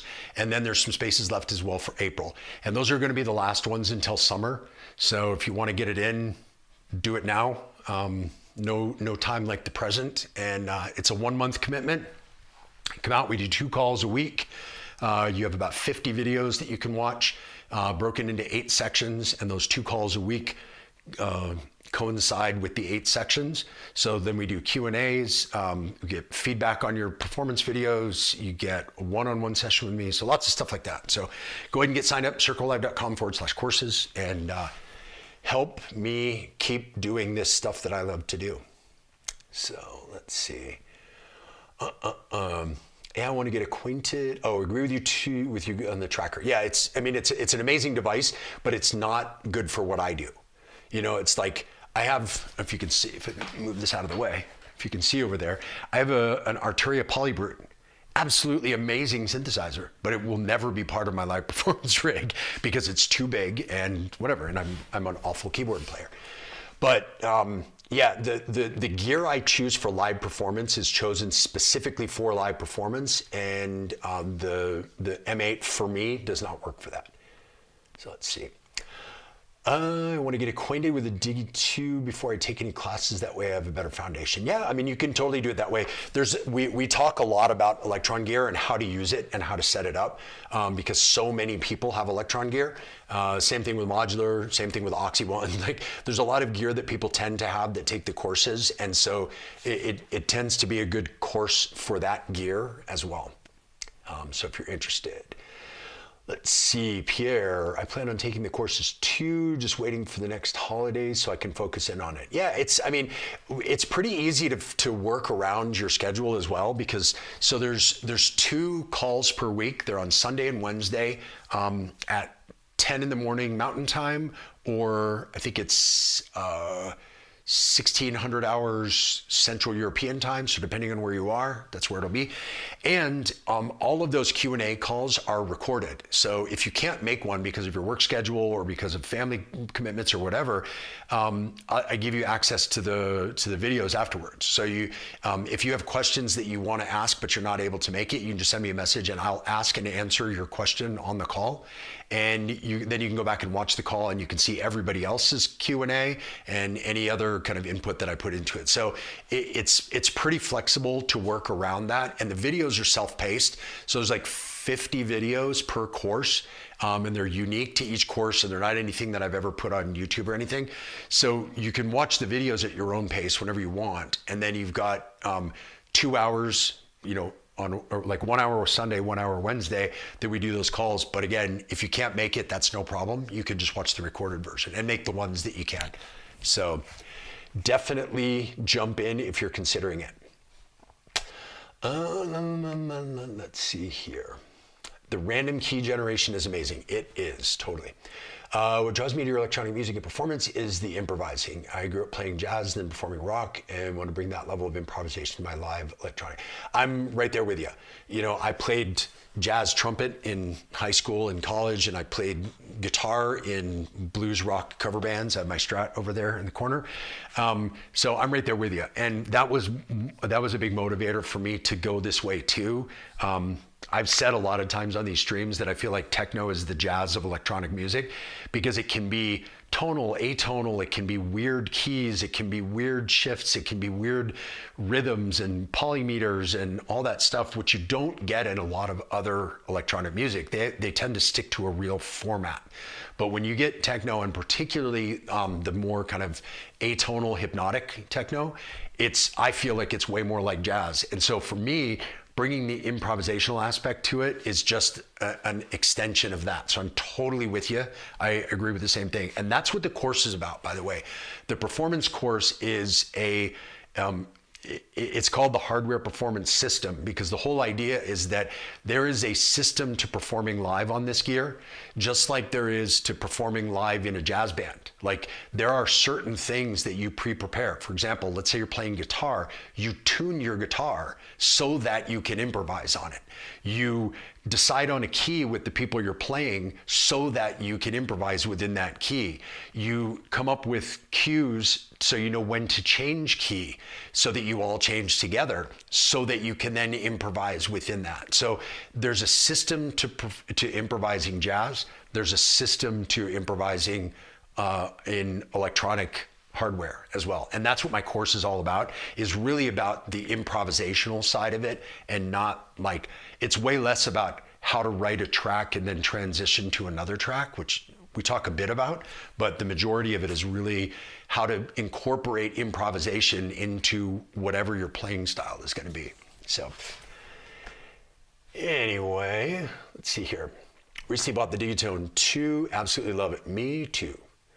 Using it to bring hypnotic sounds to my modular. Do you have tips on the Digitone? You usually use 2 sounds for call and response. Yeah, I mean, I tend to use the Digitone 2 as 16 monophonic voices, but you can also layer things and have things be, big complex sounds, kind of depending on the type of music that you're doing. The voice layering in it is amazing.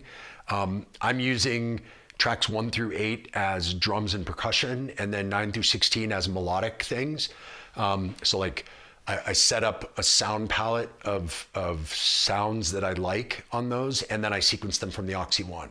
So it's just got a ton of power. I love it because it's, 16 mono voices in a thing this size. It has more voices than my modular, and it's this tiny little box. So, I mean, it would be pretty easy to play an entire set just with the Digitone 2, or like with the Digitone 2 and the Oxy One. I think I could play for days like that. So yeah, it's pretty cool. It's amazing. So are you using it for low-end Rumble 2? Yes, I do. Share a little about how you did it. You set up a kick with lots of delay, reverb, and low-pass filter. No. So what I do is I tend to sequence my rumbles so that I can keep control over them. It's really hard in a live hardware setting to do like rumbles in the way you would do it if you were producing with a big long effects chain on your kick. So there's ways to kind of get around that. And that's how I do it in there. So I'll sequence it. So whether it's an offbeat, like a sub, or whether I sequence in like 16th notes, and then I side chain it from the kick that's coming in there. So the side chain ducks out whichever note it hits on. So that way, if I change up my kick pattern, it will duck the correct note if there's a note on everything. So there's little ways around it, but yeah, I do it all through sequencing. I don't do it with any effects on there. I take that back. Some of the effects I do, I'll use for sound design. So I might put a little reverb on it just to give it a bit of a more reverby sound, but I don't use that to create the rumble. I create the rumble with sequencing. Or sub or whatever, and I can change that up when I perform as well. So it's pretty easy to change that sequence in the device while you play. I like to keep my sequences on 16 steps and not longer, so that it's really easy and quick for me to change up those patterns. And then I'll use like conditional triggers or fills or things like that in order to make the sequence seem longer than it is. So. Yes. Let's see. The performance course is lit. I fully endorse it. Thanks, Ed. Awesome. What do you mean, not that you're anybody? You're everybody, man. I appreciate that. But thank you. I'm glad you liked it. Craig, what's going on? Craig is another former student who's killing it now, performing all over, and just had a new release. Go check out his new release. I don't know if it just came out or it's just about to come out, but I saw it on social media. But yeah, for sure. Yeah, Craig is right up the road from me here in Colorado. Let's see, great minds think alike. Yeah, thanks. Any other questions? Pop those into the chat. The gear's all disconnected, so it's hard to do the gear stuff now, so we can just chat about things, but I'm happy to chat about the gear at least and show some things off. Let's see, how do you decide like the minimal number of voices for a live set? Boy, I don't know. I think it's kind of a moving target because it really depends on how flexible the voice is. So like, for example, I don't know, like if you had the the oxychoral, which like, take this out of the way. So like this voice here, the oxychoral, this is 8-note polyphonic and 8-voice multi-timbral. So you could basically do an entire live set with an oxy one and the choral. And you could do drums, percussion, leads, bass, everything with this. You can change presets. You can change sound source engine by track. You can set up groups to be polyphonic. So like, in that case, you only need one voice, right? Because it's one voice that does a ton of voices. It does a ton of different things.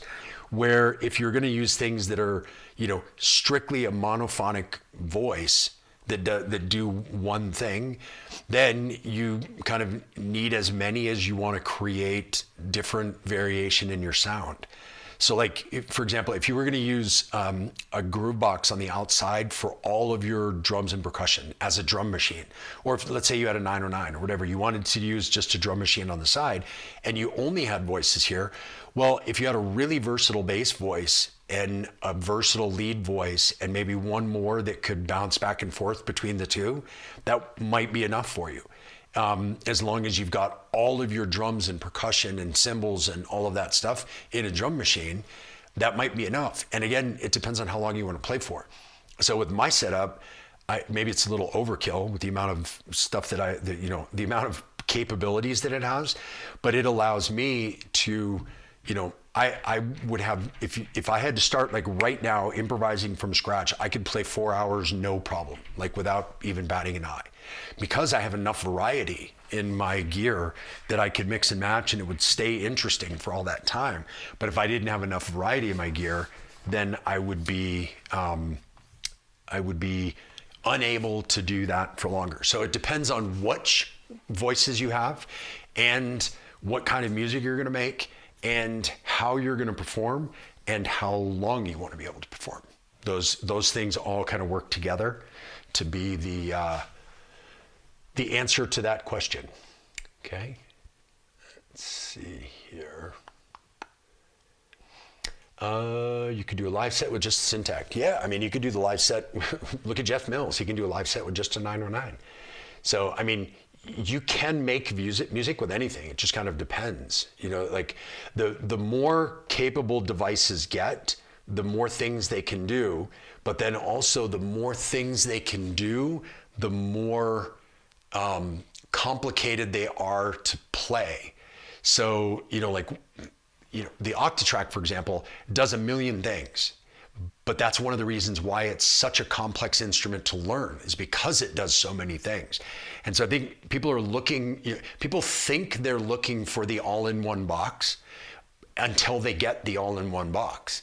And then they realize, oh crap, now it's like, I got to change tracks and change menus and go to here and go a couple menus deeper to get to this. And I can only change one filter at a time. And then I have to switch to a different track and change the other filter. So that all-in-one box becomes way less convenient, just in an effort to try to fit a lot of functionality into one box. So that's why I kind of go the other way, where I have a lot of little boxes that each do their own little things, instead of trying to have one thing that does it all. Just because I like the flexibility of having a lot of individual specialists, instead of having like one jack of all trades instrument that can, you know, that can kind of do everything. I prefer a lot of things that can do their one thing really, really, really well. And that way I can mix and match those things without having to dive into menus and use the same controller. And I would say also, from a live performance standpoint, having one box that you're performing in live is way less interesting for the crowd to watch. Because, you know, like for example, take the Octatrack. If you're using the Octatrack for all the different effects, the only thing they really see you do is move the crossfader. Right? You change to another scene and you move the crossfader, and you change to another scene and you move the crossfader. Whereas if you've got multiple effects, they can see you like, I reach here and I grab this and something happens. Then I reach here and I grab this and something happens. So they're seeing visually what you're doing. And, you know, it's like, I've seen people do live sets, for example, on the Deluge, which is a hugely capable instrument, but it has very few knobs. So what you're doing is you're switching between functions that one or two knobs can do, but the crowd that's watching you, all they're seeing is you move the same knob all the time. They don't know that now it's a filter, now it's a pitch, now it's a cutoff, now it's a delay thing, now it's a decay, now it's whatever. They don't know. It's just like they're watching somebody just turn one knob. Like that. So again, for me, that all-in-one box thing, it has some advantages, but from a live performance standpoint, I think there's also a lot of disadvantages to it as well. So again, it's up to you what you want to do, but that's my personal opinion, hot take on that. So let's see here. Another interesting point, what is my clock situation in this setup? What's the master and how do you stop, start, reset? So everything is clocked from the Oxy One. And I have MIDI going out of the Oxy One into the Digitone 2, which is obviously MIDI carries clock as well. So that's clocking the Digitone 2, and that MIDI clock has start, stop built in. Then I have a clock, which is just basically a tempo clock that's coming out of the clock out. There's a CV clock out in the back of the Oxy One, and that's going into the PAMs right here. It goes into the PAMs, and then I have multiple clocks coming out of the PAMs going to other things. So I'm clocking the delay in the Ghost from that. I'm clocking the delays in the Meta from that. And what else am I clocking? I know there's something else. Oh, I'm clocking the Swarm because that has its own built-in sequencer. So I'm sequencing it from itself because I like that it's out of sync from what I'm doing. So it's not it's clock synced, so it's tempo synced, but start stop, it doesn't, like, you have a manual start stop on it. So I like that. I like that it's a little weird and it's a little, off on its own. So those are what those 3 clocks are that's coming out of the pans. I've had other things clocked as well from there, but right now I just don't need it in the setup that I have. So that's my clock setup. MIDI clock out to the Digiton 2, and then CV clock to the PAMs for the modular, and then it's going out to the 3 things that need clock.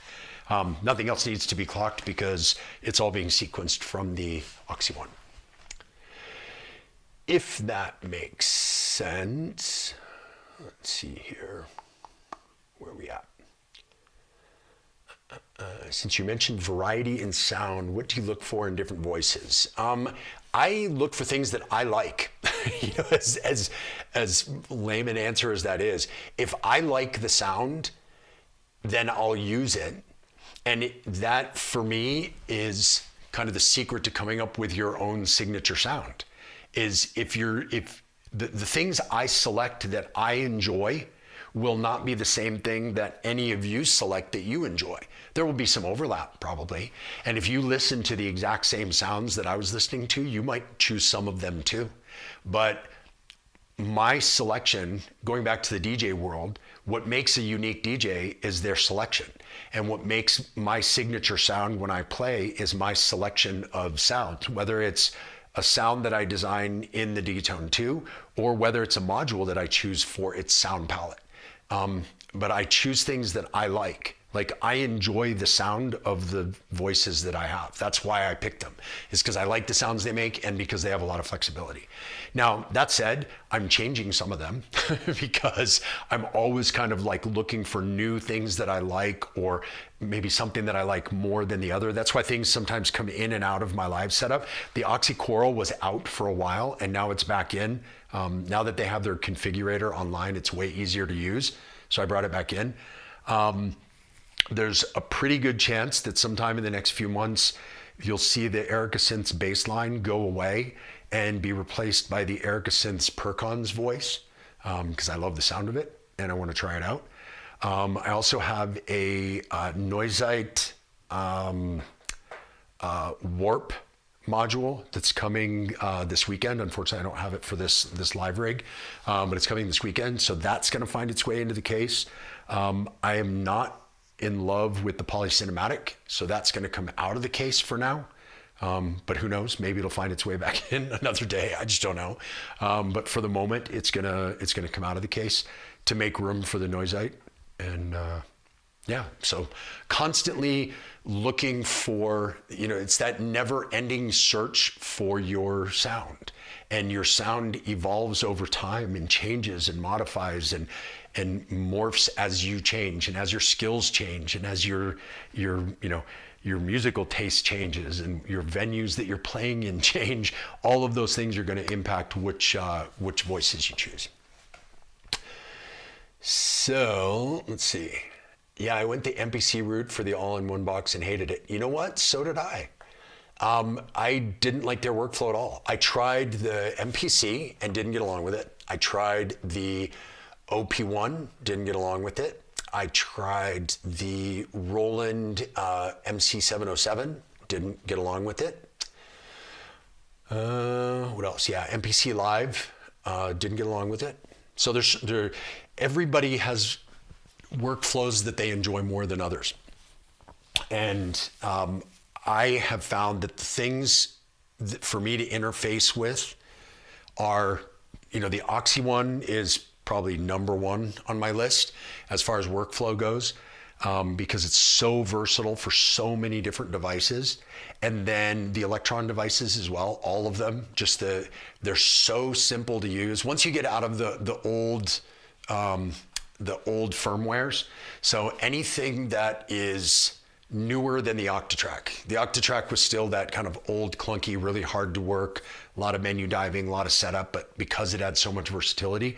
But any of the modern boxes, from like the Analog Rhythm all the way through, Analog 4, the original Digitac, Digitone, into the new versions of both of those, the Syntac, like all of those devices are just so easy for me to wrap my head around, so easy and quick for me to use. And those other devices I listed, I just couldn't, I didn't get along with the workflow, and this workflow I connected with. So it's different for everybody. Like your brain's going to work different from my brain. So there's going to be things that you love and that work really well for you that don't work for me, and vice versa. So you got to find your own. But yeah, I was the same way with the MPC, just to let you know. Let's see. You made me laugh. Great point about using just one box. Yeah, I mean, I was there at one point too, right? I went down that road of like, yeah, I want to try to get everything into one thing. And then I couldn't figure out why I was never happy with it. And then I realized that it was because there's only so many knobs and buttons that you can have on one box. And there's only so much screen space that you can have on one box. So to try and make this matrix of a ton of functionality intersect with very few knobs and buttons with a very small amount of interface feedback as far as the screen goes, it's just really difficult, you know? And, you know, it's funny, people talk about the Electron boxes a lot, and I actually get I hear this from a lot of people that they're like, oh, they leave this out of one box, so you have to buy the other one. And the reality is that I think they've done a really good job of saying, no, this box is a synthesizer with a sequencer. This box is a sampler with a sequencer. This box is an FM synth with a sequencer. And they're not like, you know, like when the Syntac came out, the amount of people that are like, oh, but it doesn't sample. It's like, no, it's not a sampler. It's a synth with a sequencer. And then like, why do people say, oh, well, the Digitakt doesn't have synth voices? No, it's a sampler. You know, yeah, you can do single cycle waveforms and make sense, but it's like, if you try to put everything in one box, like an MPC, like an MC707, you end up getting this kind of cluttered mess of really complex user interface. And then it kind of sucks all the fun out of making music. Like the MC707 sounds amazing. Like those Roland synth engines really, really sound good. And the MPCs are so capable, like they can do so much in one box, but the user interface just sucks all the fun out of playing them for me. And so like when I sit down with an Electron box or with a Modular, with the Oxy One, it's just nonstop fun to play them. The interface makes it fun and it makes the creativity flow.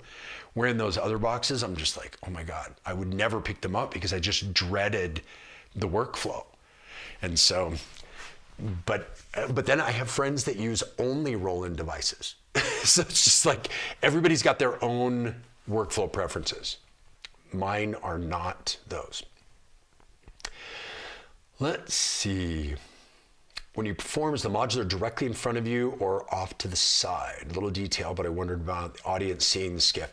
Yeah, I play with it directly in front of me, and it's not great for the audience to see. So what I try to do, what I'll be doing in my show tomorrow night, is we put my table down on the floor and kind of out into the dance floor, so people can be around me to see what's going on. I don't like to play shows where I'm like up on stage or up in a DJ booth, and because people can't see what I'm doing, and that if they can't see it, they're missing half of what's going on, because I'm not just pressing play and recreating something that I made somewhere else. I'm actually making it, and I want them to see that. I want them to see that I turn this knob and then they hear the sound change, or I turn this knob and they hear this there, or I move this fader and they hear something come in. I want them to see that interaction. And so I try to always make it so they can see. It's one of the things I love with Colin Benders, that he plays with his back to the audience a lot of times, particularly if he's in a club venue.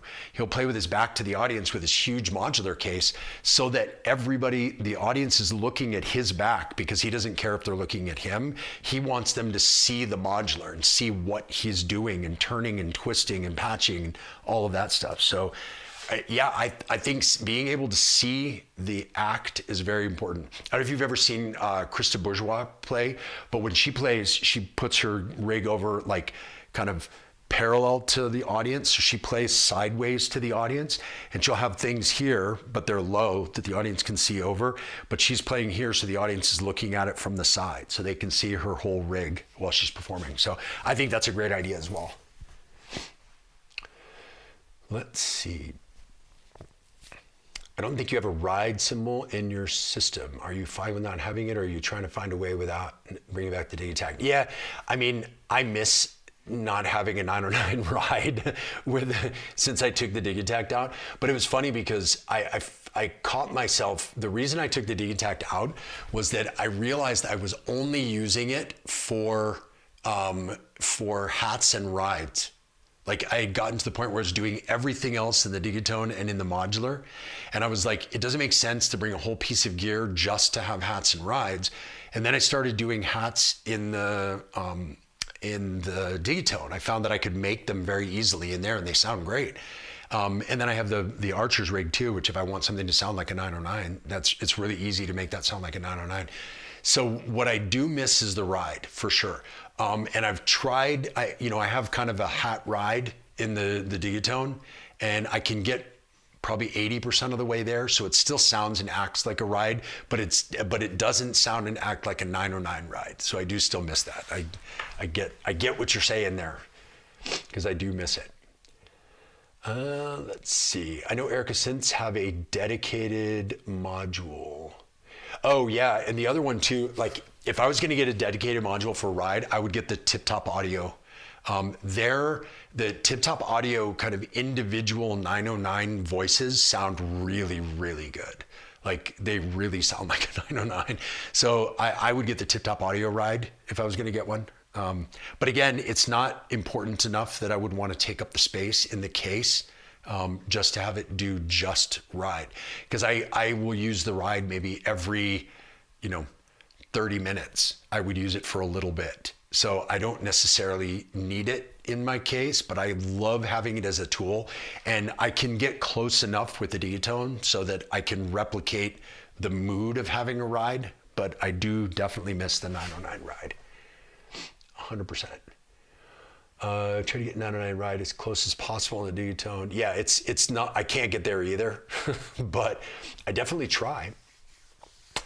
Let's see, I still like to mess around with the MC101. I've heard that. I've only played with it very, very, very quickly. And, but I have a few friends that really love the 101 because because they've said that because it's limited in what it can do compared with other devices, because of that, it makes the workflow a little bit more to the point.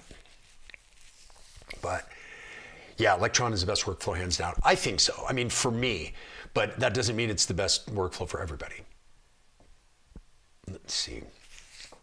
How do you feel about bass drums on the Digitone, by the way? Is the reason you like the Digitone 2 versus the Digitakt 2 because you prefer to manipulate synth? Yeah, I mean, for me, workflow, I prefer a synth workflow to a sample workflow every day. And so because of that, that's why I really like the Digitone 2. As far as the kick goes, I don't really use the kick in the Digitone other than for the rumble. My kick comes out of my Modular. It's this, the battering ram, the Shockmont battering ram kick drum module right here. And that's my one kick that I use for everything because it's super versatile. So I can make it sound like any type of kick. So because of that, I only really need that. And in the Digitone 2, I use that kick track as the accents for this. So whether it's a rumble or a sub bass or accent notes of kicks, so to put them on different patterns than I would have on here. But my core kick drum is 100% of the time the battering ram. Absolutely my favorite kick drum. So what else? Morph Modular. Hey man, what's going on? Thanks. So for those of you who were asking about what the case was, and I was telling you before it is the Morph Modular case, here's the Morph Modular guys bumping in here. So if you have questions about their cases, now is the time to ask. I can show you the case, I can show you what I'm doing with it, but they can answer a lot more questions about it. But as I was saying before, a couple of great things about it are number one for me, the size. Like being able to have a 6U84 so that it fits into my carry-on bag is key. Really well built. I like how the power supply works as well. Having one power supply for both cases, but then you can also unscrew it and you can have just a 6U84 and the power supply works in either one of the cases by itself as well. So it's a very, very, very flexible system, which I like, and really well built. And that, so yeah, this is only my second trip with it. I took it to LA a few weeks ago and I used the bag that came with it, which carrying, because I had a backpack, I had this backpack, and then I used that bag as kind of like a sling bag, but loaded down, that was pretty heavy to haul around the airport. So this time being able to put it inside this rolling carry-on is gonna be key. So that way I can roll it, put my backpack on top. I'm an old man, so I don't need to haul stuff around anymore. So yeah, but yeah, Morph Modular, that's who makes the case. What are those numbers on the side panel of the case? Numbers on the side panel? I don't know what you're talking about.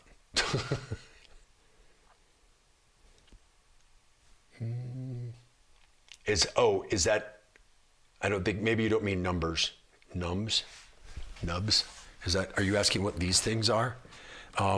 They are, so if we turn this a little, can you see? Does that help? Yeah, so like this is where the hinge connects, that, you know, so you've got the handle and then the hinge.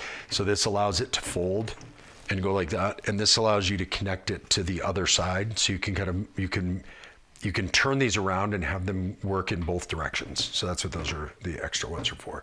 And if I'm not wrong, I think you can connect more of them together. I should ask the Morph guys. They'll let you know.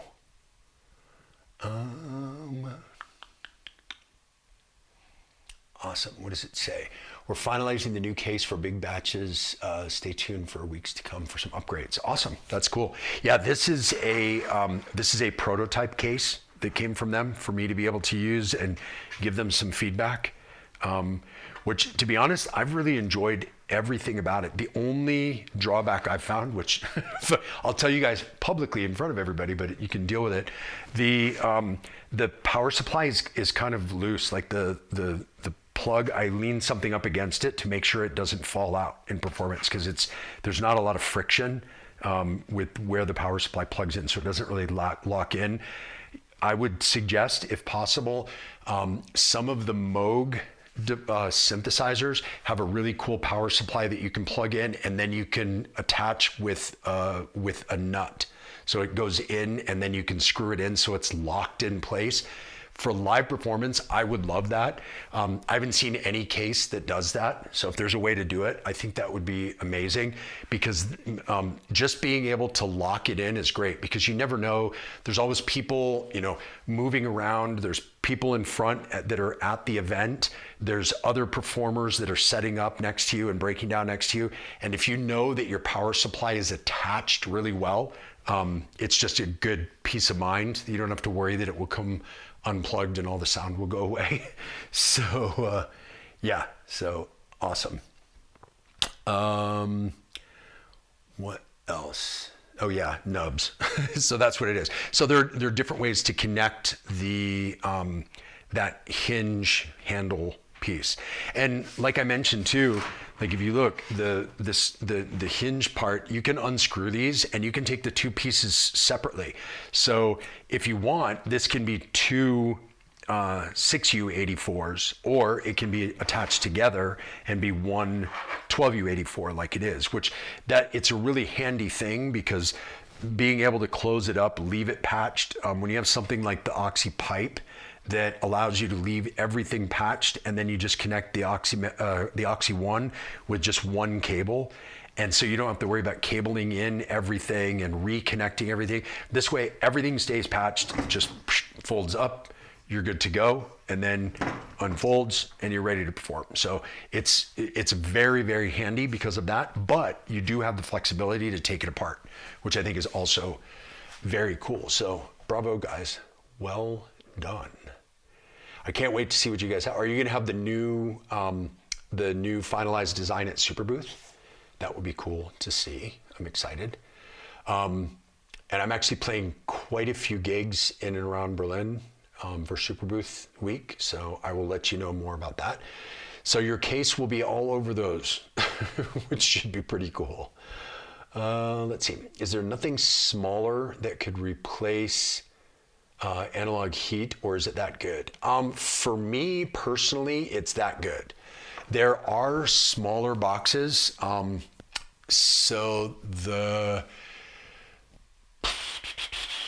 Let's see. I mean, there's other boxes that do other things. There's nothing that really does exactly what that analog heat plus effects does. It's a very unique device, a unique combination of capabilities. So, I mean, I haven't found anything that does exactly what it does, and it does exactly what I want, which is saturation, bass mono, and some EQing and filtering, so I can get that low cut and bass boost. Like those are really important for me. I mean, that basically replicates that plus the drive. Sorry, those things really replicate kind of the core of my mastering chain that I use for production anyway. So it for me it's a really great way to kind of finalize a master. And I think what a lot of the boxes do out there, which this one does as well, is a lot of them compress. And for me, I don't like a compressor on my master because I think it hurts my sound more than it helps it. Because again, since I'm improvising, I don't know what the settings for the master should be. For the compressor should be. So there's no reason for me to put a compressor there because I'm going to be constantly changing things. So it's either going to have no effect, it's going to, like, a third of the time it'll have no effect, a third of the time it will make things sound better, and a third of the time it will make things sound worse because the settings won't be right. And so I'm just like, I don't ever use it because it doesn't make any sense for me. So to be able to saturate is the number one most important thing. Having the bass mono is an amazing thing. I know the Endorphins Golden Master has a bass mono as well, which is pretty cool, and it's much smaller. There's a module, and there's also a pedal that you could do with that. So you could have some sort of a master saturation module, and then go through the Golden Master to get the bass mono, and then you could go through a master filter, high pass, and get that resonance, and then you could go through an EQ of some sort to get the high end. But you'd end up spending a lot more money and taking up half your case with modules rather than just doing what the analog heat plus effects does. So that's why I use it. It's because I haven't found anything else that in that format or smaller that does that combination of things that I really, really like. So, yep, that's how I feel about the analog heat plus effects. What else? Any other questions? Questions about packing, about the gear, about the show, about the gig? Happy to answer those. And if not, I may finish packing and go have some dinner. But let me know. Happy to answer questions first. So, yeah, if you've got them, chuck them into the chat. Yeah. All right.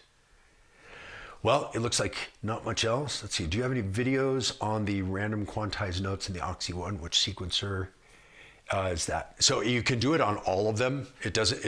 All of the sequencers have the ability to do the randomization, and really all of my live streams. And then there's one of my particular videos that I did about why I use the Oxy and the Electron sequencers together, and that one talks a lot more about, like, in detail about what I do specifically with the sequencing in the Oxy.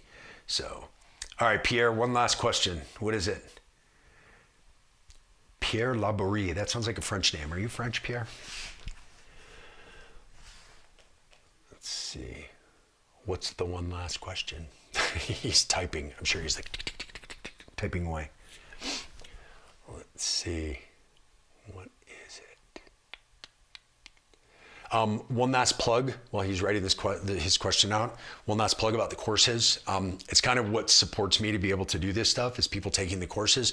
So I would love it if you'd sign up. It's kind of the only sponsorship stuff I do is my own stuff because I don't do paid sponsors for the channel because I don't like to push gear. I only talk about the stuff that I use that I like. And when companies send me stuff, it's because I reach out to them and say, hey, I want to use your thing. And if I use it, you see it in my videos. And there's plenty of stuff that I try that I don't like and I just send back because I don't want to show off something that I'm not using. I want it always to be from the perspective of how I use gear and not from the perspective of here's the gear somebody sent me to tell you how good it is. I don't do that. So what I do in order to be able to support all this is I teach courses because I want you guys to be able to get some value out of that too. So if you've been thinking about signing up for the course, go ahead and do it now. You can sign up for the March or April cohort of both courses. So the performance course and the production course are both signing up now. There's also a video only version that doesn't include any of the group chats or the one-on-one calls or anything like that. And it's a bit less money and it's the exact same videos, but it just doesn't have any of the actual instruction part. It's just a self-paced video course. So there's all different versions of it. It's a big help to me to help support all the stuff that I do. And so yeah, if you've thought about it, sign up now. There's a little discount on the website. If you go to circolive.com/courses, or there's a link in the description of this video, and go ahead and get signed up. And if you sign up for one of the courses and for some reason you can't do that cohort and you want to move to another one, just shoot me an email. It's really easy for me to switch you. So sign up now where there's a little discount, and that way you can get you can reserve your spot, and I can always move you to another cohort if you'd like to. So go ahead and jump on that. So let's see. I'm not sure if it's safe to connect the small jack of the Meta directly to the CDJs. Oh, sorry, I missed the first part of this. Okay, I have a gig next month, my second ever. Congratulations, Pierre. I have the Oxy Meta at the end of the chain. Is it fine to connect the module to the club? Yeah, it's fine. The output from the Meta, you can adjust the volume, the main output of it. If you hold down the off button, it will start to flash, and then you can adjust kind of the master output. So if it ends up being too hot or too quiet, you can do it like that. But going directly from there to a mixer should be no problem. I was actually doing that whenever I don't bring the analog heat plus effects. Like if I'm playing a smaller show, I'll do that. I'll just go direct in from the Meta.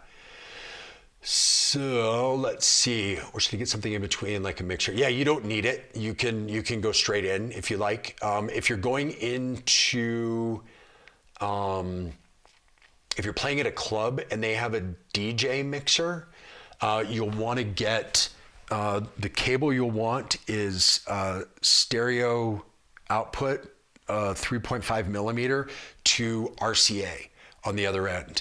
Or you'll want to get some sort of an adapter because RCA is generally going to be the input into the club mixer if it's a DJ mixer. So it's always handy. Like I have my little, in here, my little random bag of tricks that I take with me.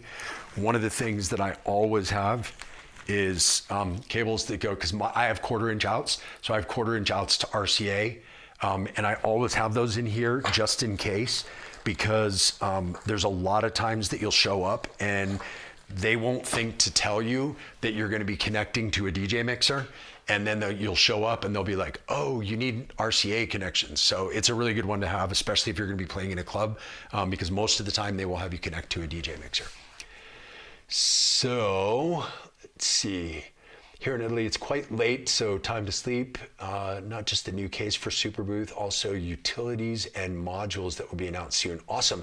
Yeah, I think I saw Morph was working on some stuff at one of the last events that they did to try to get some connectivity between the actual case and the output, kind of like what the IntelliGel cases and the Bafaco cases do. So having those options would be cool, so you can have some kind of direct outs from some utility modules. So I think that'll be awesome. I'm very excited to see what they come up with there. Let's see, I'm not sure if it's safe to connect the small jack and the meta directly to their CDJs. Yeah, not the CDJs, but to their mixer. So yeah, that should be no problem. But you'll definitely need the specific cable that will take you from 3.5 millimeter to RCA. That's the thing to make sure you have. Yes, French, but live in Japan. Oh, that's right. You've said that before. I know you speak French and you have almost zero accent. Thanks. That's nice to hear. I actually have, I get told all the time that I have a weird accent in French because I learned French when I was working for Club Med. So I learned speaking and I learned with French people from France, with Swiss French, with Belgians, with French Canadians. So I have this mix and match accent. Like the words, individual words will have different accents depending on who I learned them from listening to. So I have a weird mishmash accent. So let's see. Wow, I didn't know it was possible to adjust the master volume. Perfect, thanks a lot. Yeah, no problem. If you go into the manual for Meta, which they have on their website, there's a thing in the manual specifically about how to make that adjustment. So anyway, thanks for the live, amazing info and fun chat. Thanks, I appreciate it. Yeah, it's I wanted to show something different. That's why I get asked all the time about packing for gigs. And so that's why I decided to do this video, because I hadn't seen any videos out there about how to pack for gigs. And we talk about it a bit in my course as well, but just this, I wanted to show like what I actually pack, like how I actually pack it up and not just theoretically put it in a bag and that stuff. So yeah, definitely.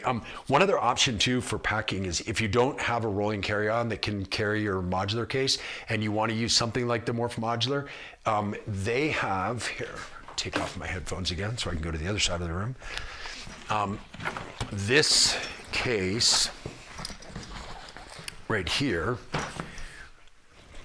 put the headphones back on so you can hear what's going on. This case right here is the one that comes, or that you can get from Morph Modular.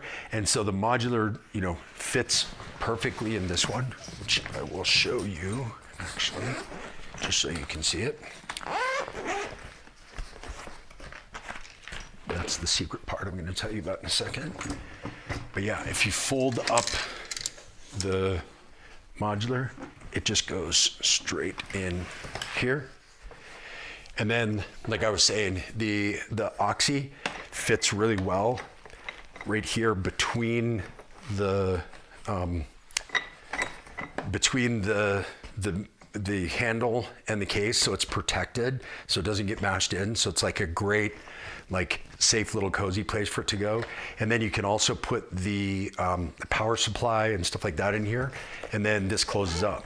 So this also, because you don't have any wheels or anything like that on this, this can also go as your carry-on bag with either this strap or the shoulder straps that come on this. I carry a backpack, so the shoulder straps don't really work for me. But another option that I thought about is if you want to use this as your carry-on and not take it in a rolling bag, you can use something like this, that's why I got this one, was exactly for this reason. So you can just unhook this and then it becomes a roller that you can put this bag on, and then same thing, put your backpack on here. You can roll this just like you would with a regular carry-on. So it's it's a handy way to use the different case. So it just kind of depends on which case you want to use. If you want to use this one, you want to get something like a roller because it can get kind of heavy to carry as a shoulder bag. But then if you don't want to use the roller, you can just put it in the rolling carry-on and take it like that. So anyway, thanks very much. I appreciate it. Thanks for tuning in. Hope you got something out of it. As always, hope you learned something new. And if you're in Richmond, Virginia or Ashland, Virginia, the next 2 nights, I'll be playing both nights out there. So I would love to see you at the show. Come up and say hey. And other than that, I'll probably see you back here next weekend sometime, something like that. But anyway, thanks a bunch, and we'll see you later.